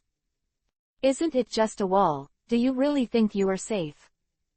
It's not one side, it's many sides. Alludo corrected, but still nodded. Okay, I'll try it. Among the people present, he was the only one with the strongest defense. Everyone knew what Picker had in mind when he let them go out. If he wanted to attract firepower, no one was suitable except himself. Either you tell me directly where they are, or let them speak, that's fine. Kobo said behind Aldo, as more throwing knives slipped from cuffs to palms. The flying knives are neatly listed in the palm of the hand, and the distance between each two is as if measured with a precision instrument, and there is no difference. Got it. Tell her everyone's location, then before the other party speaks, you can only see with your eyes. Boom. Thick big feet stepped on the street slate, stepping on the slate to form a circle of spider web-like lines. Alludo stood in the middle of the road and shouted loudly at the location of Pickle and others. Come on, you mice. You are standing here today, Mr. Alludo, and you have the ability to shoot. Baga. Looking at Aldo's arrogant appearance, Picker was so angry that one Buddha came out of his body and two Buddhas ascended to heaven. I was worried that killing the Admiral would cause trouble, but now I don't care about that much anymore. Immediately, Picker personally aimed the pistol at Alludo's eyebrows and pulled the trigger. Bang, bang. Driven by gunpowder, the iron ball hit Alludo's forehead like a black lightning bolt in the blink of an eye. However, what followed was not the sound of water after the head was shattered, but a knock similar to hammering iron. Alludo tilted his head back, and the next moment, in the eyes of Picker and others, he slowly shrank back. A bullet was embedded. No, it was stuck on his dark forehead, and the front half was already crushed. With 3 fingers raised, Alludo flicked the bullet on his forehead lightly. How dare you go against the Navy even with this ability? You really don't know how to write dead words. Open, open, shoot, shoot Lao Su and kill this monster. Picker yelled nervously, causing everyone to point their guns at Alludo. In the first half of the Great Route, such things as domineering are rare. Combined with Alludo's inhuman body, Picker was really frightened. Just in time. Alludo roared loudly and roared like thunder. For the first time, the results of his cultivation in the past 6 months were displayed unreservedly in front of everyone. Iron hoof, iron wall. Hum. Dangerous domineering suddenly climbed, wrapping around Aldo's body. Only a muffled sound was heard, and Aldo was completely shrouded in darkness on one side. Well, in half darkness. Because of the use of this trick, only the first half of the frontal attack was wrapped around armament hockey, and the latter part, let alone hardening, was not completely covered. Dazzlingly, it looks like a chocolate milk cookie, black and white on one side. However, although the appearance is a bit funny, the defensive power of this move is unquestionable. Aldo used his huge body as the base and used his body as a shield. Combined with the defense brought by the iron block and the hardening of the armed color, ordinary powerhouses would not even think of defeating him head-on, let alone those small bullets. Bang bang bang. Jingle jingle. The dense rain of bullets fell on Alludo, splashing sparks one after another. Picker and his subordinates are really scared. There are monsters that can't even shoot through bullets. Immediately, the speed of changing bullets in his hand was a little faster. But even so, Aldo still stood there firmly, letting the bullet lean on him. It wasn't until he buried his head that he saw that the flying knives in Kobo's hands began to change positions, looking for the most suitable angle for exerting force. Clea, who understood what Alludo meant, did not say a word, and rushed behind Alludo, covered by the splashed snow. Her movement was not discovered by Pickle and the others. Keep firing. I don't believe this monster can't be killed. Hit me in the neck. On the front of the human body, when the opponent is covering his head, the neck and crotch are undoubtedly the most vulnerable places, and there is no problem with Picker's arrangement. Because I can't let him shoot at the other side's pants full of iron chains with all his strength, right? But, hearing Pickles shout, Brother Jerome, who was hiding in the corner, glanced at each other and asked at the same time, does Aldo have a neck? Sure enough, just as Picker finished speaking, Aludo's angry roar immediately sounded outside. Then tell me, where is my neck, bastard? As a giant with a height of 4 meters, Arudo's figure is not that kind of realistic coordination. On the contrary, he is more in line with the weirdness of Oda's later brushwork and painting style. Not as ridiculous as Edward Wable's legs, but he has no neck. And it has always been the point of his inferiority. Pickles' words undoubtedly touched Arudo's point. Immediately, the powder keg was detonated, and striding turned into running. Aldo looked for the direction from which the sound came, and suddenly launched a charge. Aldo's clash. However, he had forgotten that Kurha was still hiding behind him. As soon as he ran, Kurha was directly exposed. Looking at the bullets flying around, Kurha was stunned. But she didn't move slowly, she fell to the ground instantly, and then raised her hand and threw out several flying knives. Shish! The white lightning of silver slashed the air, carrying a string of snowflakes, and flew towards the enemy's location in an arc. Only, there is a wall.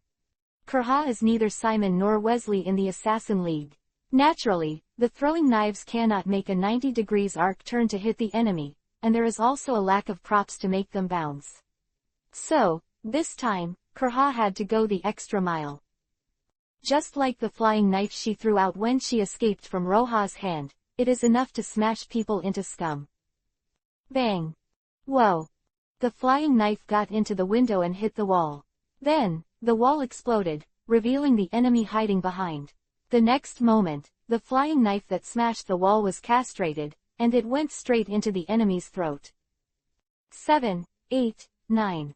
One more to go, Kurha silently counted in his heart, and quickly recalled the position where the bullet was shot just now. Shoot the special straight throwing knife to the other corner. Then, the man hiding next to Picker was killed by the flying knife that came out of his body. In front of him, the wall was intact, but at this moment there was a horizontal incision on it, and the incision was extremely smooth. Chapter 293 Hidden Uses of Parasitic Bombs. Get it done. After confirming that all the throwing knives hit the enemy, Kurha got up from the ground and patted the dust on her body. Then, she saw Aludo crashing through a house, grabbing Picker's neck and lifting it up. At this moment, the angry Arudo brought a big face in front of Picker and spit, "Shoot my neck. Then tell me, where is my neck?" Startled by Arudo's violent performance, Picker's fat body trembled uncontrollably. No, Lord Navy, that's not what I meant. Fuck off. The angry Arudo didn't listen to Picker's explanation at all, grabbed his neck, and pushed his backhand against the wall beside him. Crack, bang.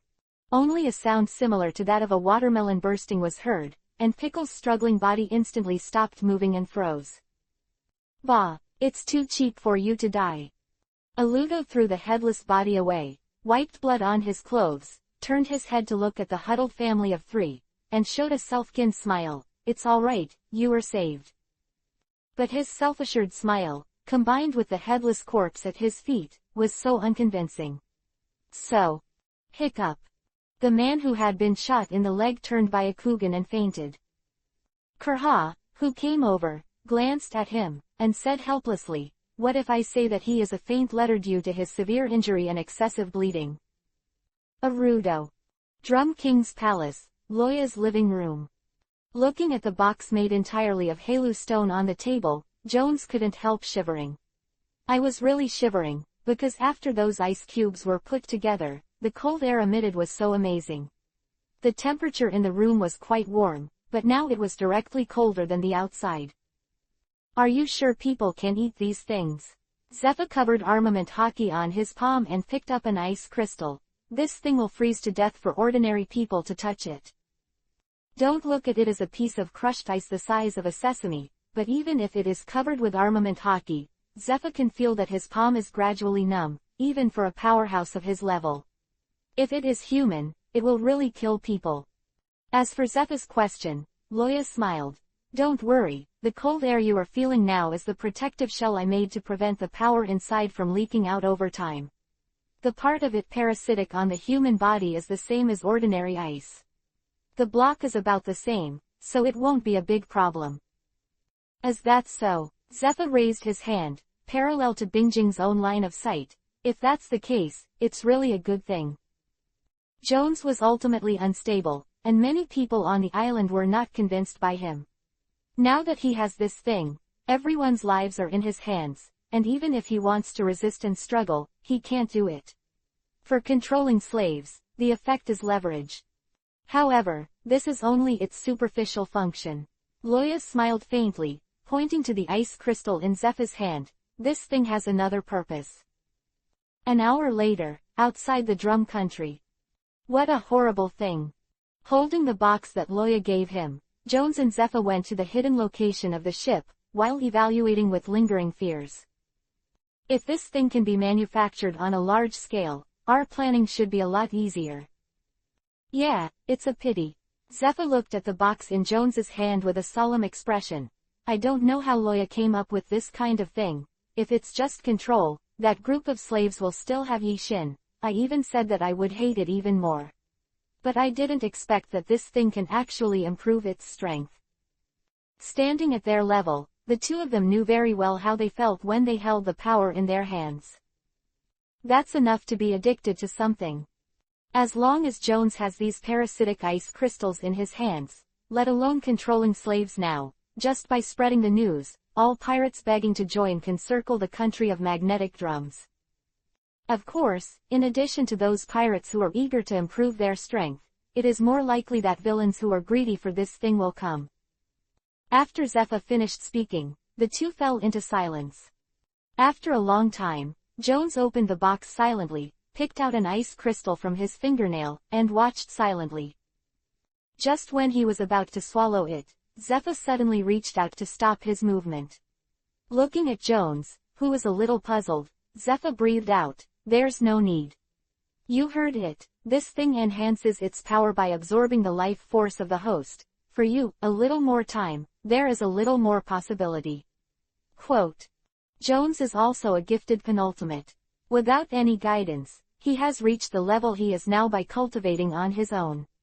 This makes Zepha become a teacher, and can't bear to watch him be limited to this stage for the rest of his life.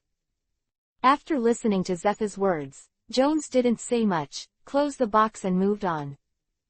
Dong dong dong. Come in. With permission, Simon pushed in the door, saluted and said, "Report. Lieutenant Colonel Ming has completed the settlement of West Town, and the culprit, Picker, was executed on the spot." Well, I see. Sitting on the large sofa, Loya took the battle report from Simon's hand and checked the casualties and results. Suddenly, Loya asked, "Then, how are things on your side?" "All ready." "Hey." A confident smile appeared on Simon's face, and the 8-door kiba shone dazzlingly in the sun. "At present, a total of 13 people are coming to me, and all of them said that they will do their best to help Kool-Aid in the next time. Ha became king, but there are 5 others, no word yet." 5 people. The ratio is a bit high. Listening to Simon's report, Loya put the information on the sofa and frowned. Simon knew the reason for Loya's worries, and immediately explained, "But in my opinion, that's fine. Now only we know what they are soft on and the people don't understand. There are 5 people who can make Kool-Aid. Ha defeated them in a head-to-head battle and established prestige." "Well, what you said is also correct. Simon's words are quite reasonable, and Loya will naturally not refute this." "Then you will be responsible for the next thing, Simon, make sure." Loya was talking when the phone bug on the table suddenly rang. Simon walked over, picked up the phone bug and handed it to Loya. This call was from Ming, and as soon as he spoke, Simon and Loya were immediately stunned. "Hey, Lieutenant General Loya. Please ask Simon, just say Kurha wants to take an apprentice and ask him if he is willing." Kurha wants to accept apprentices. The object is still Simon. What the hell is this? Hearing Mingdi's words, Loya looked up at Simon and asked suspiciously, Simon, did you have a relationship with that old woman before? Chapter 294 Kurha's Thoughts. Have friendship. A ghost. Simon retorted weakly and stretched out his hand to Loya. Loya understood and handed the phone bug to him. Mosamoxi, I'm Simon. Minder, what do you mean Kurha wants to take me as a disciple? Oh, and Simon's too. In West Town, Mingda looked at Kurha who appeased Chopper, and shrugged, I don't know the specific situation. She just asked me if you were a sniper, and then offered to take you as a disciple. But Simon, Mingdi's eyes suddenly lit up and he lowered his voice. I tell you, Kurha is really powerful. Isn't it because of your constitution that you can't use firearms with too strong recoil? Listen, mine, learn her flying knife skills, and you can walk sideways on the sea in the future. Even if you say that, it's not easy for me to make a decision now. Simon frowned, rubbing his temple with his other hand. Why don't you let her talk? Well, that's fine, then I'll hang up first. After Ming finished speaking, he hung up the phone, looked at Kurha, who signaled him not to continue talking, and asked, what's the matter? Dr. Kurha, your strength is enough to be Simon's teacher. No, I don't want the sacred status of being a teacher. Besides, the guys in your elite camp all have teachers, don't they? Kurha took a sip of wine and smiled, I just see his talent. Yes, I just want to give him the flying knife skills, not to be his teacher. Quote. Ming remembered Kuzan, who had always been called a teacher by Loya but never admitted it, and nodded vaguely, okay, I understand. Then skipping this topic that he didn't understand at all, he stood up and greeted the soldiers. Everyone is ready, return. On the other side, when he hung up the phone, Simon was still rubbing his temples. Why did you accept me as a disciple?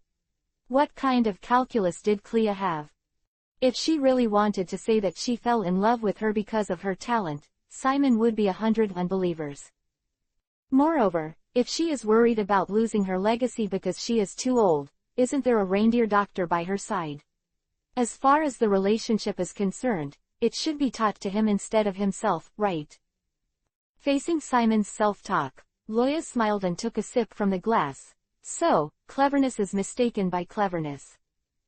Seeing Simon turned his head suspiciously, Loya continued, have you forgotten that you are still a Navy?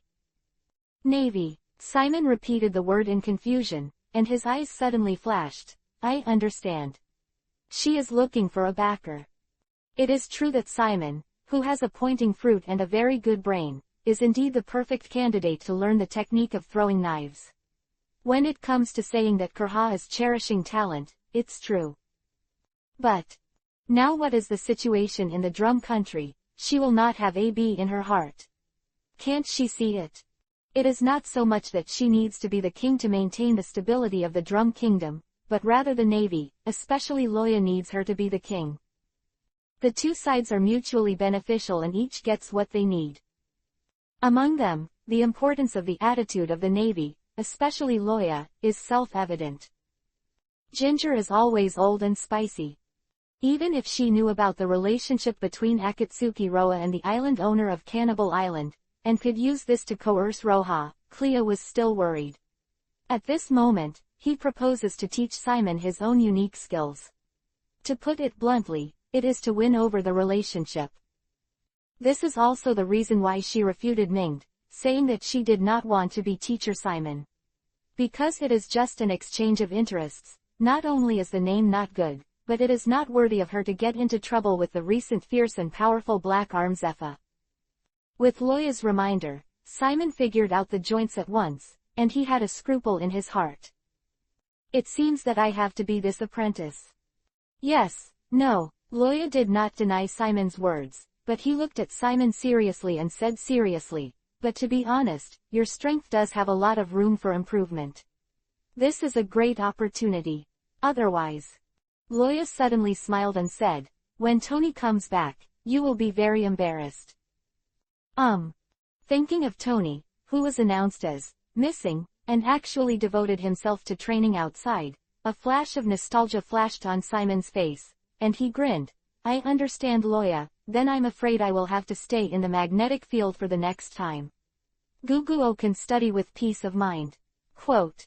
That's it. Loya clapped his hands to confirm the matter, and then said, okay, let's talk about this first. I'll sleep first, and they'll notify me when they come back. Understood.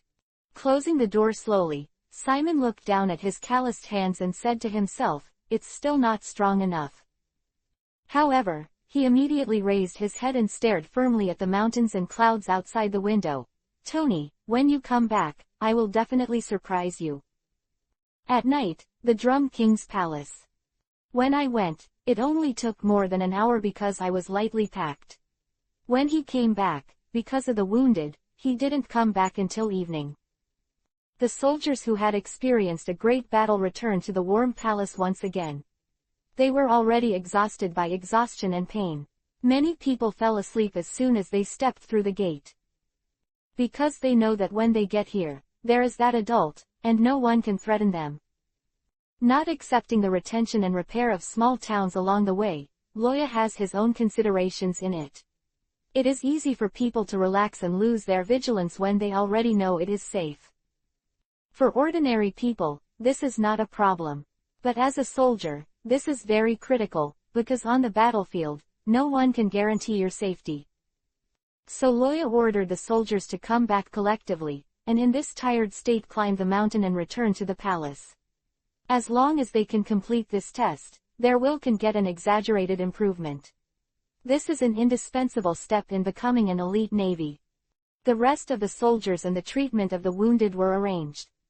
Ming did not rest, and rushed to the conference hall in a hurry to report the situation to Loya. And Simon, of course, found Dr. Kurha, who said that he would accept him as a disciple during the day. Yo Chopper, I heard you did a good job today. Many soldiers asked me to help express their thanks to you on their behalf. As soon as he entered the door, Simon greeted Chopper familiarly. Baga, even if you praise me like that, I won't be happy. You bastard. This compliment made Chopper, the unwitting little guy, happy, and excitedly twisted his butt on the spot. It seems that the fatigue of the day is gone, and the whole deer is full of energy. Kurha saw Simon walk in and put down the medicine box he was holding. Simon. Did you agree with what I told you during the day? Simon just opened his mouth when Chopper suddenly hugged his thigh and looked at him expectantly. Simon, are you also coming to study medicine with Dr. Dolier? Am I a senior in the future? Well, Simon smiled slightly, squatted down and looked into Chopper's eyes. No, Chopper, I have something else to learn. Chapter 295 Leave. Hearing that Simon didn't come to study medicine with Clea, Chopper blinked a little blankly. Didn't Dr. Dolier want to accept you as a disciple? Then what are you studying? At this moment, Kurha bent down impatiently and hit Chopper with a dunk. It's so annoying, it's time for adults. If you have time, you might as well go and see how the wounded are doing. Coming back in such a big snowstorm, maybe the condition will worsen. Chopper covered his forehead, and he was originally aggrieved and lowered his head. When he heard that he was asked to check the wounded, he suddenly said confidently, Okay, Dr. Dolier. I'll go right now. After that, Chopper picked up the medical kit that Kurha had placed on the stool, and ran out like a fly. Today, I was a doctor on the battlefield for a day, which had a huge impact on Chopper. Most notably, he became more confident. Watching so many seriously wounded and dying patients slowly improve under his own treatment was something Kurha couldn't teach him. Waiting for Chopper to run away, Simon stood up and looked at Kurha, and said quietly, First of all, I don't express any disgust for your attitude of distrusting us. Why did Clea teach herself the knives technique? Isn't it just because you don't worry about the attitude of the Navy? Not being trusted is something that would have been distasteful. But the smart Simon knew that, if he put himself in his shoes, he would make the same choice as Kurha. Facing Simon's simple and clear opening, Kurha was stunned for a moment, then smiled. Since you know what you know, then I won't talk nonsense. Of course, you can rest assured, even if it is a transaction, there will be any hidden secrets, and I will teach you wholeheartedly. Quote. Then Simon tidied up his clothes and gave Kurha a solemn salute. Then, I'll have you in the future, Dr. Kurha. A week later, the Drum Country Cocos Town. After a week of repairs, the wounded were basically cured. The rest who need to rest are all left in the Drum Country by Loya, with Simon as their company, and when Simon finishes practicing, they will return with him. Therefore, there are only 5 warships that need to return this time. Standing on the coast, Loya watched a group of soldiers busy carrying supplies, and didn't know what to think. Dr. 20 was advertised as being killed in battle. Currently, the king's agent, Kurha, is sending a notice to the sea to let the doctors who once left the Drum Kingdom due to tyranny return and restore the prestige of the once medical power. To become a king, Kurha still needs a period of time to buy people's hearts. This is not something that can be done overnight, and Loya has no time to wait. I believe that with Simon there, everything will be arranged in order. As for where Dr. 20 went, no one knows except Kurha and Loya. The Navy's movements were still swift, and soon, Ming took Gerudo to find Loya. Lieutenant General Loya, after all the crew are on board, they can set sail at any time. Hearing the movement, Loya turned his head and glanced at the coast, then nodded. Well, let me know, let's go. This time, he accepted the order of Marshal Sengoku to come to pursue the traitor Drake, but it was not successful. After returning, Loya still has a lot of troubles to solve. But for Loya personally, the outcome of things was perfect, because news from Jones that Drake had officially joined their camp. Otherwise, what else can we do? That is the famous Hunter Jones. Drake had no confidence that he could escape from the opponent. Moreover, his original plan was to recuperate in the North Sea and find a day to go to sea, but now he has just advanced the process. However, there is still a small change in this, that is, it is impossible for more to go to sea with him. Even with the Weston family's relationship in it, more helping Drake to escape has become a reality, and this thing that is watched by countless people can't be hidden. What awaits him after returning will be a long, long prison. This is probably the reason why there is no person like Moore around Drake in the original book, right? In the original book, he either died or was arrested and returned. Pippi Shrimp, long forgotten by Loya. Ocean Shrimp ran over following the voice of the voice, saw his master at a glance, and waved his big pliers excitedly. This guy was sleepy as soon as he approached Dongdao, knowing that Loya and the others were going to work, so he dug a hole with peace of mind and hibernated in it. If it wasn't for the soldiers making too much noise, it wouldn't even know it was about to set off. Seeing it, Loya's hanging heart finally let go. He thought he couldn't go back. So angrily, he pulled Pippi Shrimp's beard, and scolded fiercely, "You still know how to come back. I thought you were eaten by a sea king. Hurry up and put your seat back, I'm going back." Pippi Shrimp, who was beaten by the bear, waved his big tongs and seemed to want to explain something. It's a pity that Jones is not there, and its efforts are in vain after all, so it has to run to the direction of the warship honestly, and let the soldiers install seats for themselves. With everything ready, Loya finally embarked on the journey back. In the end, Loya still did not take Chopper. The reason is not because of the dog-blooded Straw Hats, but because Chopper's current dream is only to become a panacea.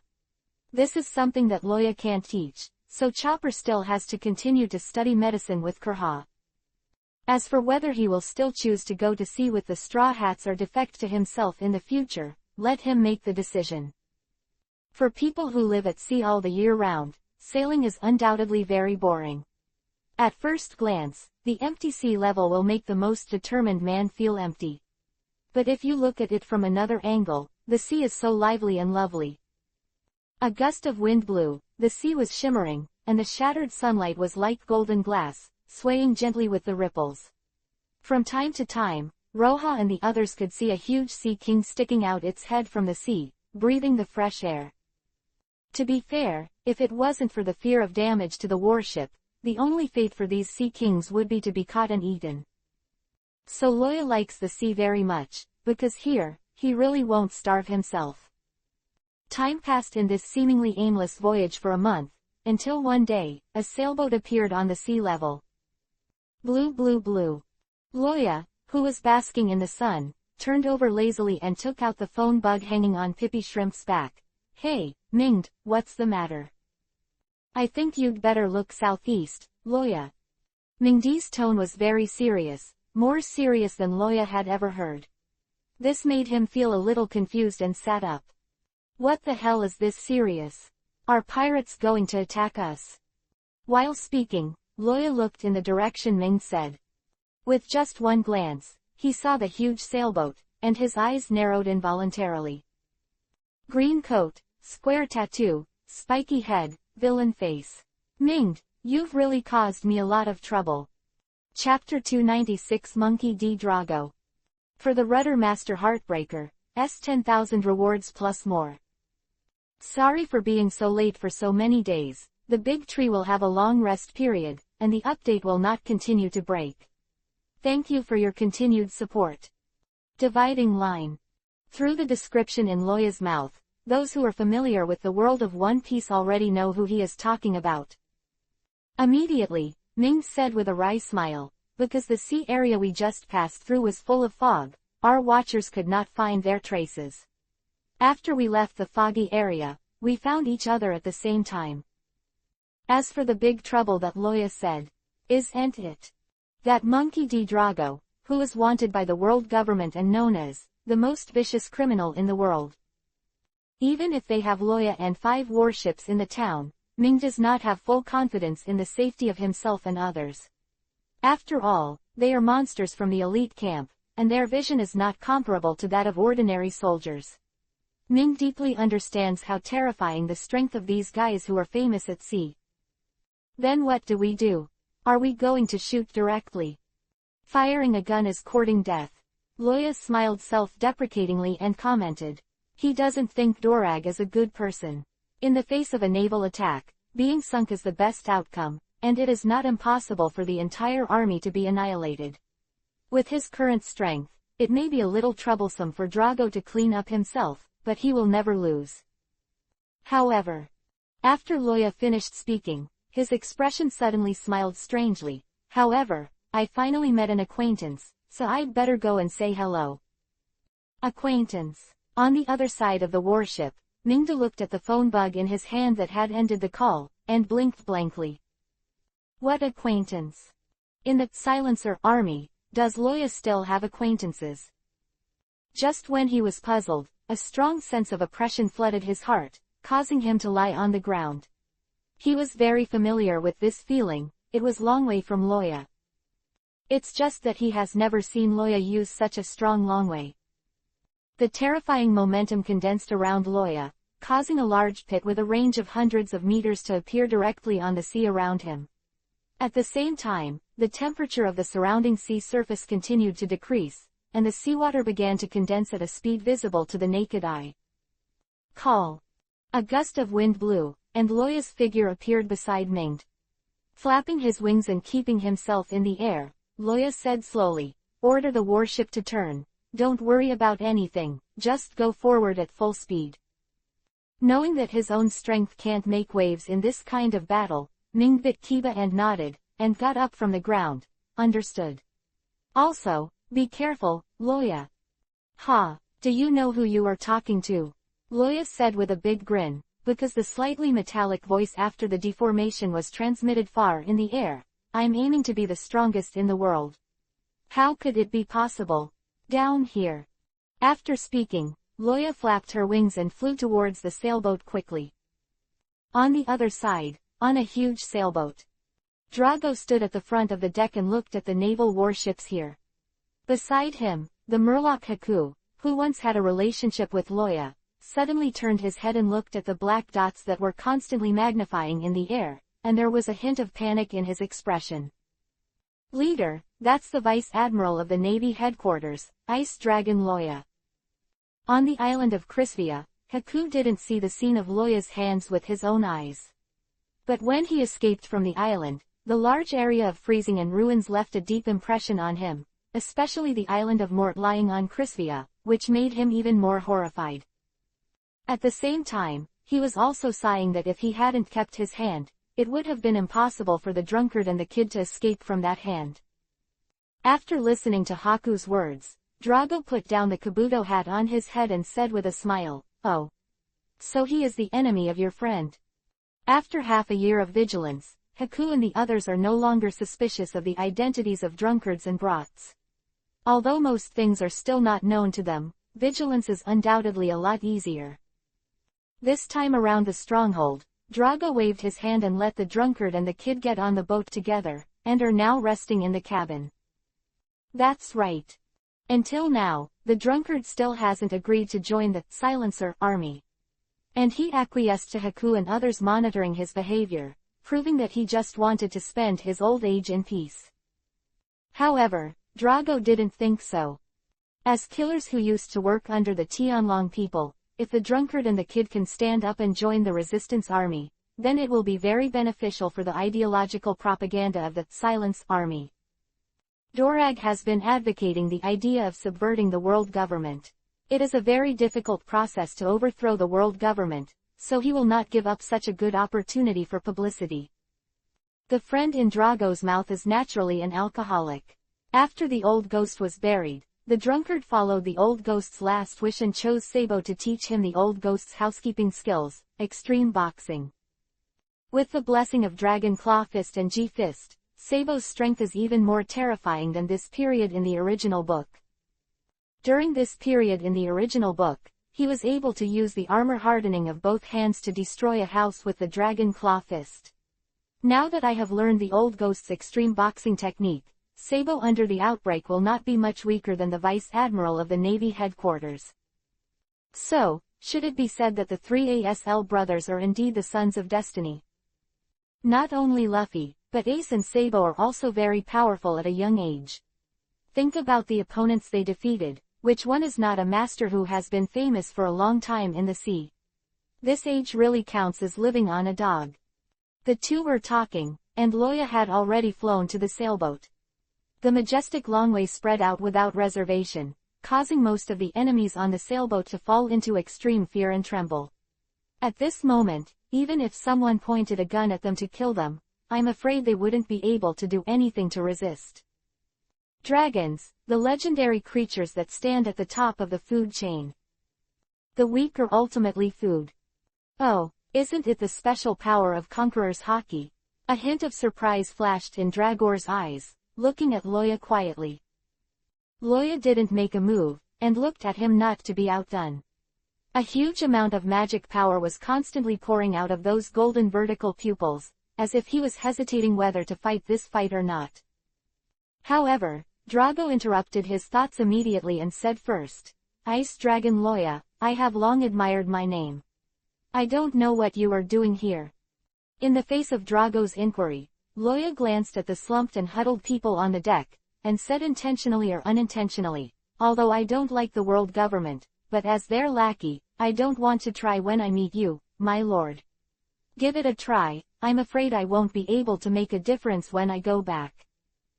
This sailboat should be the elite leader of the Silencer army. Under such terrifying dragon power, there are still so many people who have not lost their ability to resist. Combined with Dorag's style, it is conceivable that their goal of going to sea this time will definitely not be small. After speaking, Loya flapped his wings and fell slowly. Pat. Stepping on the deck fence in front of Drago, Roha vigilantly strengthened the defense of the ice armor, but still said easily, "You said what I said is right, Mr. Monkey D. Drago." Chapter 297 Kill Ivankov. Seeing Loya fall, Haku put on a Murloc karate start, hesitating whether or not he should shoot. It wasn't in his plans to have this notorious young navy aboard. If the other party is mad and does not care about Drago's persistent shot at them, the consequences will be unimaginable. However, the next moment, Loya's face twitched, and he looked up and fell backwards. Drago, who was about to speak, was stunned, and at that moment, he saw Loya's expression quickly turn from Yuhi to black, then green, and finally pale, as if he was poisoned. PFF'd. It wasn't until the sound of something falling into the water came from the sea that the few people present came back to their senses. In the distance, Ming, who has been observing with binoculars, twitched the corners of his mouth and covered his face with exhaustion. "You bastard, have you forgotten that you are seasick?" Looking around, Drago asked Haku uncertainly. Looking at his appearance, did he forget that he was seasick? As a silencer army, there is no need to say more about the intelligence system under Dorag's subordinates. He naturally knows the information of Loya's seasickness. But here comes the problem: since your enemies all know this weakness, your client has forgotten what the hell it is. Well, I don't know either. Haku was also stunned at the moment, not knowing how to answer this question. But soon, a cloud of water suddenly exploded on the sea surface, and a black shadow flew up again. Spit out the unknown sea fish stuffed in his mouth. Loya looked at Drago very calmly, and said, "Although I don't like the world government, but as their lackey, when I meet you, my lord, if you don't come and try it, I'm afraid I won't be able to make a difference when I go back." "You're saying I'm right, Mr. Monkey D. Drago?" Dorag. TF. Are you rewinding it? The director didn't say ing at all, did he? Also, can you dry off the seawater on your body and come back? You are completely unconvincing like this. For a time, Drago and Loya looked at each other, neither of them knew what to say. But at this time, someone came to relieve the embarrassed two. Hearing the movement, a lame man came to the deck and stared at Loya. Beside him, because Longway oppressed the white-haired kid who was covering his chest, the same was true. His expressionless face all day had a rare taste of hatred at this moment. Seeing them, Loya tilted her head and raised her hand to say hello. "Yo. Long time no see, too. How have you been recently?" Speaking of this, Loya couldn't help twitching his cheeks, feeling the scar on it. "Thanks to you, in order to eliminate this scar, I thought a lot of ways and spent a lot of time." According to a certain Ba Dao Jai, the scar of hatred will never fade away. Back then on Crispia Island, when the drunkard shot Loya, there was no need to say much about the hatred. Luoya didn't know if that was the case.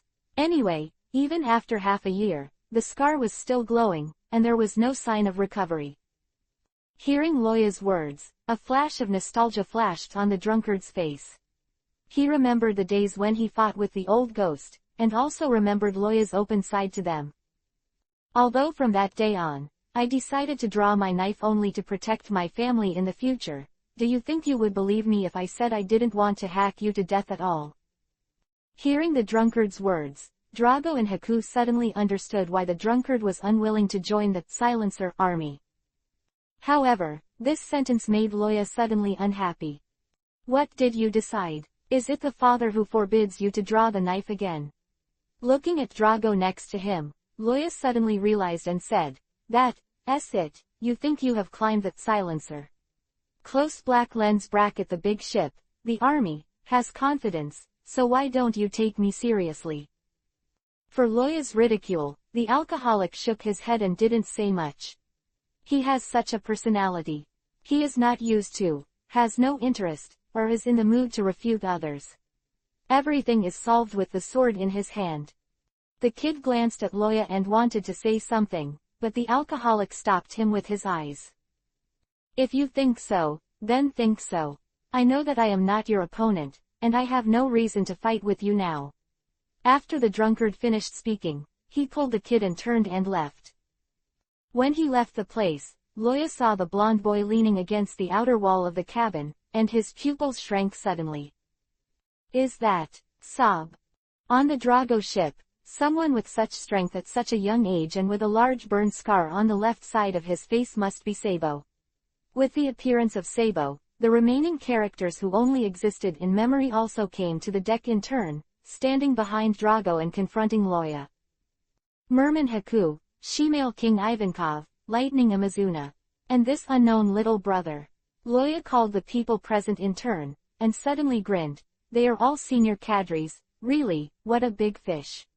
You said, if I solve all of you here, I wonder if that credit will make me a helicopter general." Loya did not name Sabo, because now Sabo has not been allowed to perform two important tasks by Drago, and with the concealment of the Silencer army, he has not been known to Akatsuki by the world government. His words were undoubtedly filled with the smell of gunpowder, and some people were immediately upset. Boy, you are too arrogant. With a huge purple explosive head, Ivankov's figure flashed, and he came to the front of the deck at a very fast speed, kneeling and jumping. Let me teach you a good lesson. Shemale fist. I fight. Facing this sudden attack, Loya did not dodge or evade, raised his hand gently, and blocked the path of Ivankov's battle axe. Drago didn't stop Ivankov from attacking, because he also wanted to know how powerful the famous Navy rookie in front of him was. Moreover, the other party broke their details in one bite, which proves that he is very valued in the Navy, otherwise it would be impossible to know so much information. Once it is directly killed, the Navy's counterattack can be imagined how violent it will be. During the time when Silencer had not set sail, he didn't want to make trouble for himself. It is undoubtedly the best way to let Ivankov go to explore the water first. However, although he knew through observation hockey that Roja was strong, he didn't expect it to be so strong. Want to block my shemale boxing with one hand? It's so naive, boy. As Ivankov spoke, he accelerated the speed of his fall. Then, boom. Click. Holding the motionless left hand, Loya stared coldly at Ivankov, whose face was flushed with Yuhi's face, with his pair of golden vertical pupils. When is it your turn to talk to me like a shemale? Ah. The last syllable came out, and Loya grabbed Ivankov's ankle with a backhand and slammed him fiercely. It was thrown out at Drago's ship. When Ivankov's face changed greatly, Drago realized that something was wrong, opened his hands hidden under the green coat, and a gust of wind suddenly blew out, blocking Ivankov's back. However, when Ivankov hit the wind wall made by Dorag, the majestic force made him move slightly and raised his head in shock. Now it is too late to build the wind wall again, and the original wind wall is broken in an instant. Unblocked, Ivankov penetrated the hull like a cannonball. Boom! The planks were flying, and the smoke was flying. Just a face-to-face, the senior cadre of the silenced army, the shemale king Ivankov declared defeat, and his life and death are unknown. Chapter 298 Hand in Hand. Pop, pop. Gently patted off the dust on the scales, Loya stared at a pair of dragon eyes and slowly swept across the deck. The sound full of metallic taste drifted in the sea breeze, making the hearts of the people present keep chilling. Now, who wants to come up and try? Standing behind the crowd, staring at the blue figure that looked like a god, the young Sabo suddenly understood why both Haku and the alcoholic were so secretive about Loya before. Only at this moment did he know that Akatsuki, the strength he was proud of, and the capital he had planned to kill, turned out to be so vulnerable in front of the world's top powerhouses. Is Ivankov weak? Of course not. Making a noise, silence, is not a trivial matter, and it is possible to lose your head all the time. As an old acquaintance of Drago, Ivankov can accompany him all the way from the early days of the establishment of the Silence Army to today, and his strength will definitely not be weak. But, is such Ivankov, what has just gone through? It was clearly him who launched the attack. But it was him who broke the leg bone. Now it has been smashed into the deck by the other party, and I don't know whether to live or die. This made Sabo understand his position in this world. He was educated by aristocrats and had always been smart, and he knew very well that he had to work harder in the future. Otherwise, Ivankov's end is an example. Seeing that no one continued to rush up, Loya expressed his satisfaction. To be honest, in Dorag's camp, there are no people who make him jealous, but it is definitely not the group in front of him. Their fruit ability and characteristics, I have thoroughly understood all of them through the comics drawn by the old thief Oda. Under the circumstance of knowing oneself and knowing one another, there is no possibility of losing one-on-one. There is only one person who can make him fearful, except for the Shichibukai that he can't understand at all, the Blessed Kun, Bashalami Bear, and the pervert who developed the meatball fruit to the ultimate, only Dorag is alone. That's it. If Ivankov wants to try his own methods, he can show it to him as much as he can. The body of the dragon has reached 60%, and he has never shot with all his strength. Not to mention how far behind a pervert like Karp is, but to let him level 8 mountains now, he said there is no pressure. After Loya's violent smash, the scene became very quiet. Drago looked at Loya with a complicated look, not knowing what he was thinking. But soon, Loya knew what he was waiting for. A soldier of the silencer army came to Drago and whispered a few words in his ear, and then Loya saw that his expression relaxed a little, and his killing intent was not so obvious. Of course he could hear that sentence clearly. It was nothing more than telling Drago that although Ivankov was seriously injured, it was not fatal. Loya's shot is also measured. Of course he will not be stupid enough to kill Ivankov directly. Otherwise, what was waiting for Ivankov at that time was not a smash by grabbing the ankle, but an attack from the Dragon Slayer magic. After listening to the warrior's words, Drago stood up straight and looked up at Loya in the air. Should I thank you for your mercy now? Ice Dragon Loya. It depends on how you understand it. Loya looked at the world's most vicious criminal without fear, and smiled lightly. I dare to come, and I am not afraid of death. If you want to fight with me, please consider it. It's clear, you can't do it alone. Having said this, Loya's expression became very strange and added, in your words, to overthrow the world government, it takes the joint efforts of countless partners. You should understand this very simple question of choice, Dorag. Sir, strike hard, don't dare to write, just make up your mind. After listening to Loya, this can be said to be a direct and clear provocation.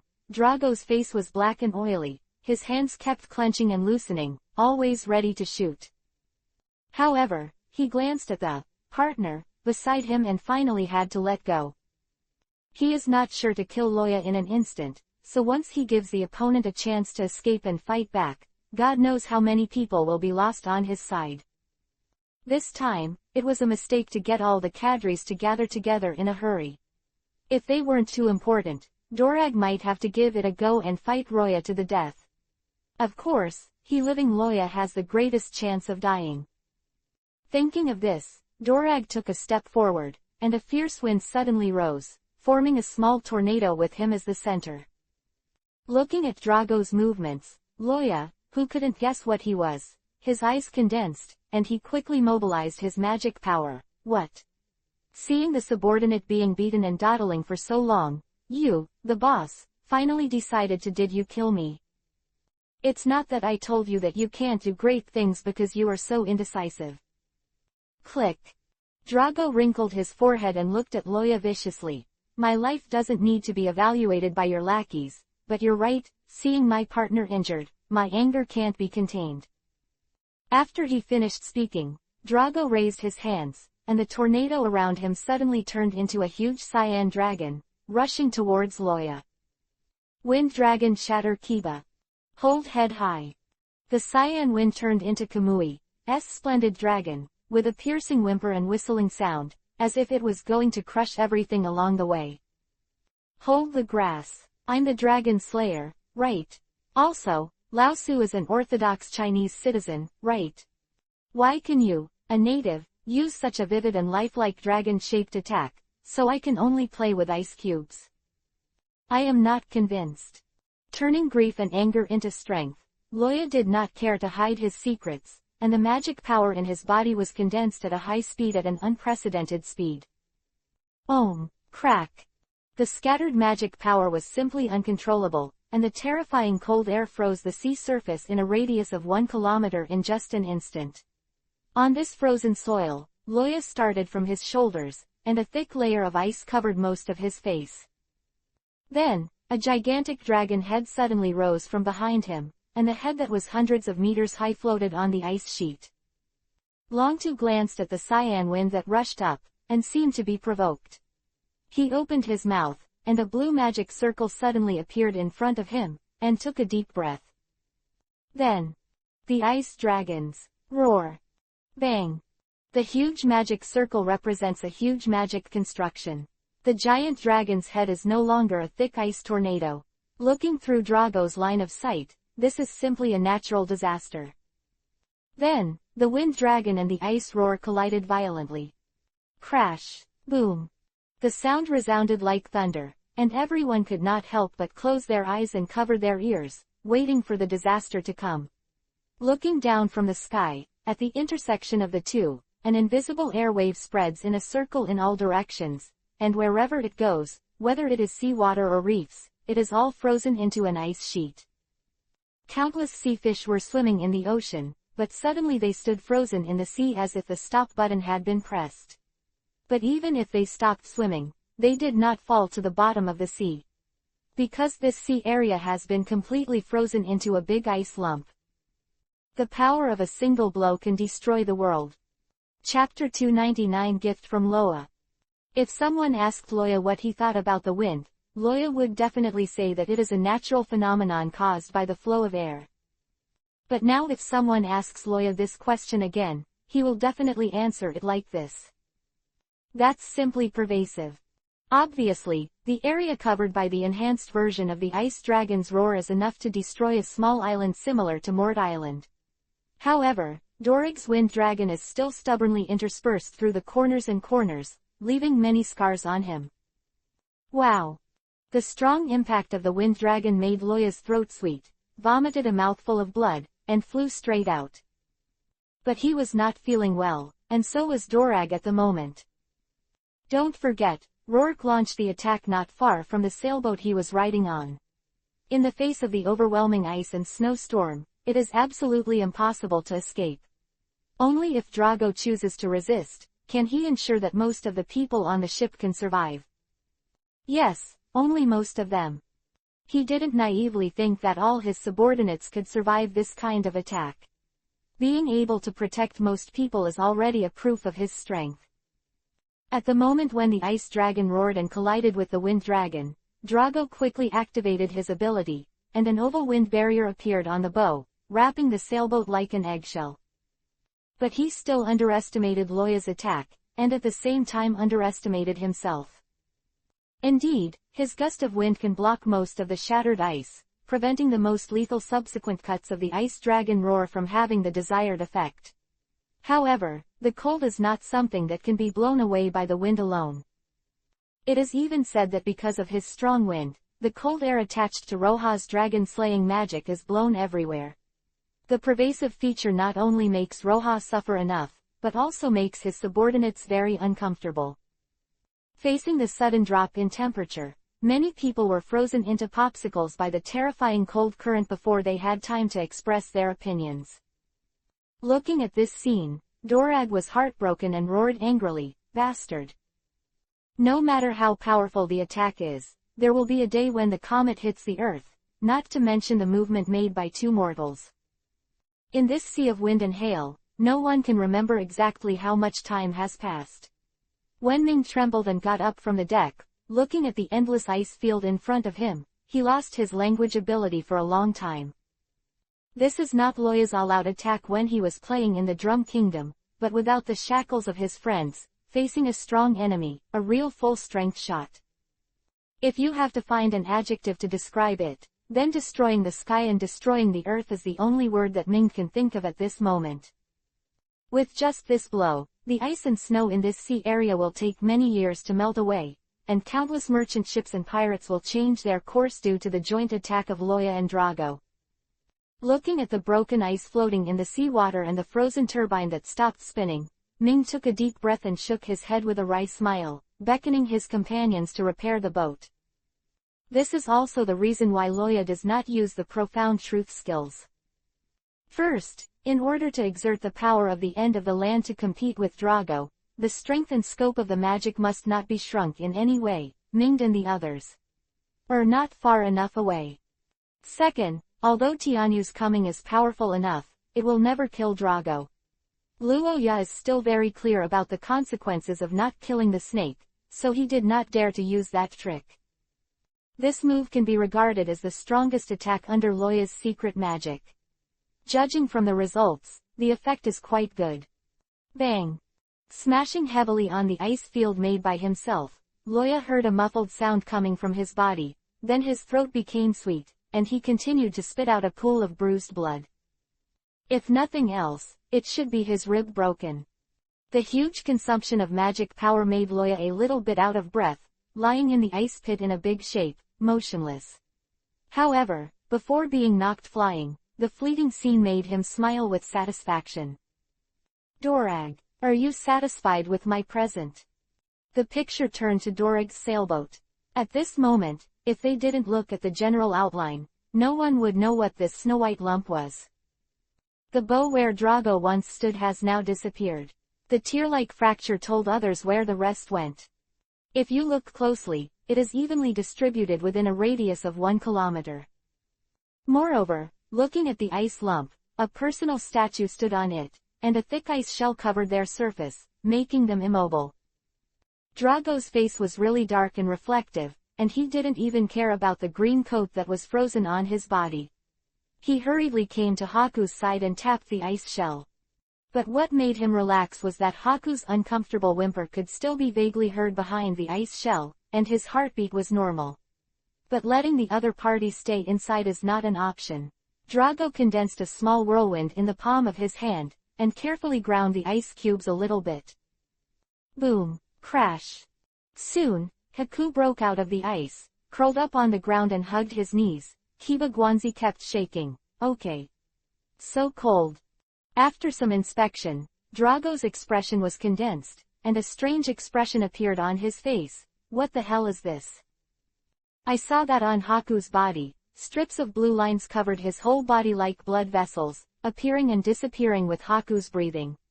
Dorag, who has a very high intensity of seeing and hearing, can see that an unknown thing has entered Haku's body at this moment, and it is extremely cold. Immediately, he helped Haku up and asked nervously, Haku, how are you feeling? It's so cold, Chief. Haku's eyes were also covered with blue lines, making his eyes look like ghost fires in a grave. There's something. I'm crawling inside. It's cold, it's itchy. It's hard. Don't talk for now, I'll start a fire. Drago tore off his coat and took out the flint that was placed close to him to set it on fire.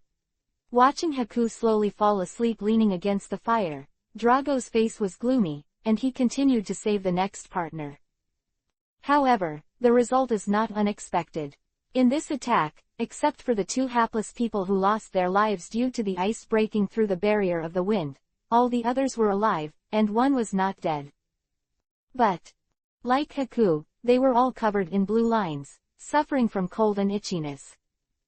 Drago didn't know what Roja did in the attack just now, but he knew that it must not be a good thing. Immediately, he stood up and looked in the direction where Loya flew out. Just because of saving people, his action was undoubtedly a little too late.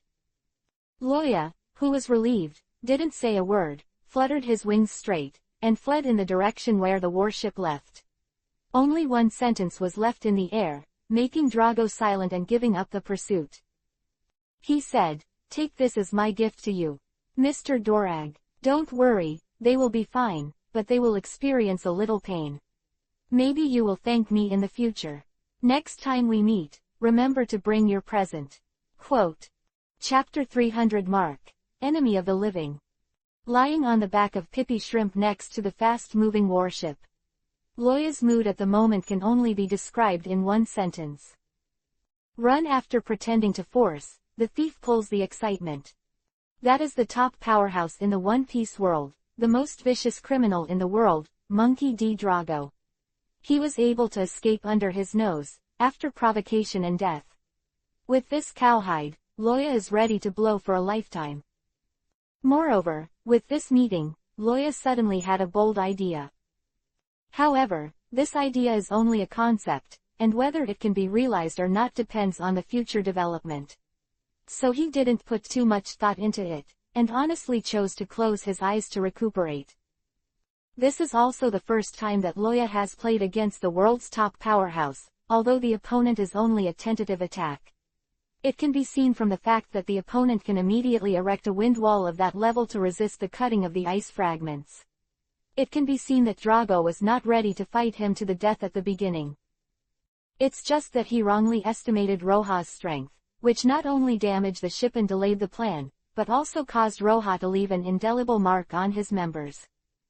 This mark is the fusion of Loya ice and the power of death. Its name is the enemy of living beings. That's right, Loya, who is named Abolished, directly applied the name of this passive skill that had appeared before, and named his move.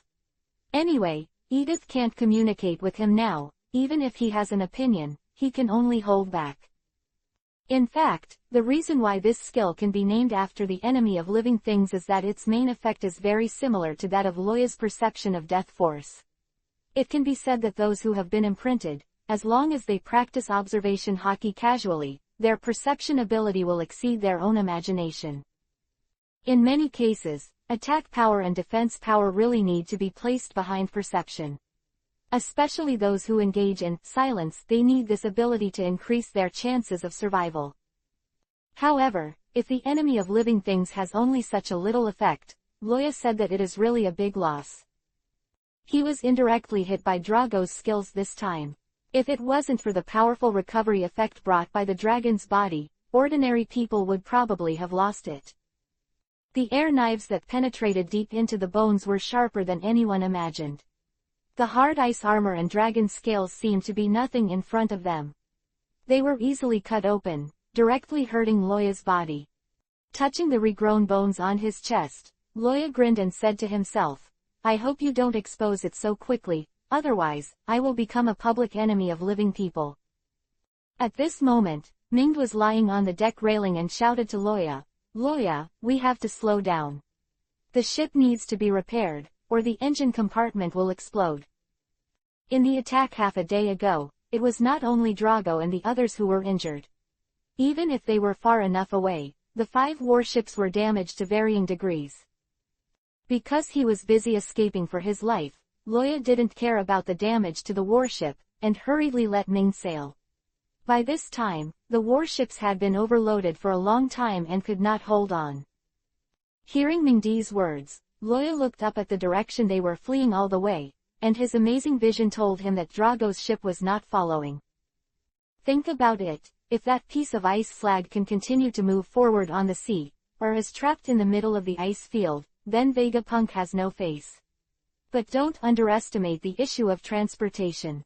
If you really have that ability, the Silencer army would have gone straight to the base camp of Mary Joa a few years ago, okay. After confirming that the other party was not chasing after him, Loya waved at Mingda, indicating that he knew. Seeing this, Ming didn't want to say anything more, and honestly went to arrange repairs.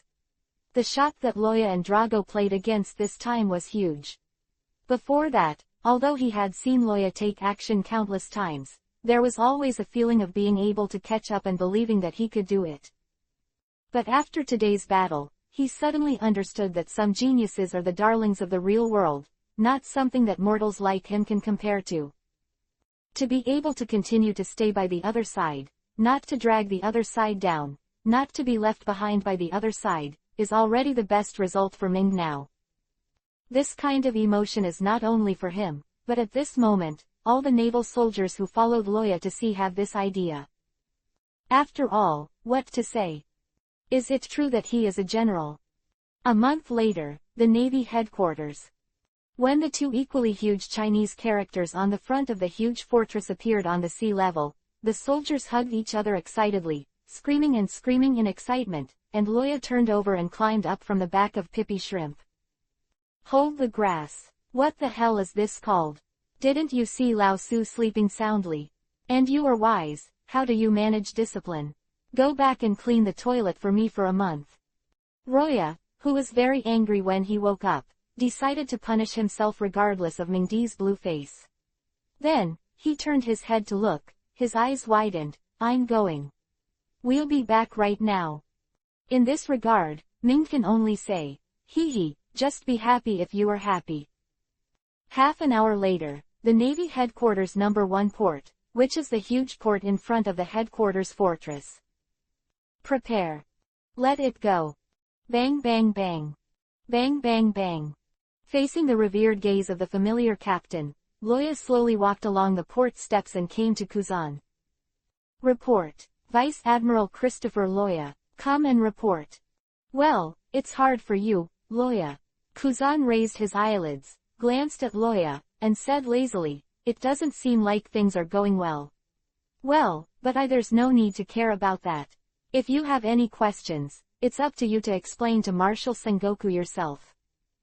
Just as Loya and the others approached the port, Kuzan had already discovered the target of Loya's sailing this time, and Dai's Drake was not on their ship. Then the answer is obvious, Loya's mission failed. However, Kuzan was not worried at all about the punishment he would receive if the Loya mission failed. After all, anyway, because for him, no matter how Loya was punished, he didn't feel surprised. Hearing Kuzan's words, Loya, who was laughing and giggling, suddenly became bitter and asked pitifully, that, Mr. Kuzan. Can you help me report to the marshal? I'm afraid if I go, he'll be absolutely furious, and then shut me down. Ha, you know you're afraid now. Kuzan looked at him suspiciously, his expression exaggerated and full of black humor. I've never seen a timid Loya before, shouldn't you? Some guy pretending to be. Come on, let me try and see if you're the real thing. After that, Kuzan raised his hand, and an ice bird almost hit Loya on the face. Hearing the movement, Mingda, who was arranging the problem of soldiers and wounded in the harbor, turned around and shuddered. Sure enough, the apprentice of the monster teacher must also be a monster. If you change to an ordinary person, you will be dead in a few days.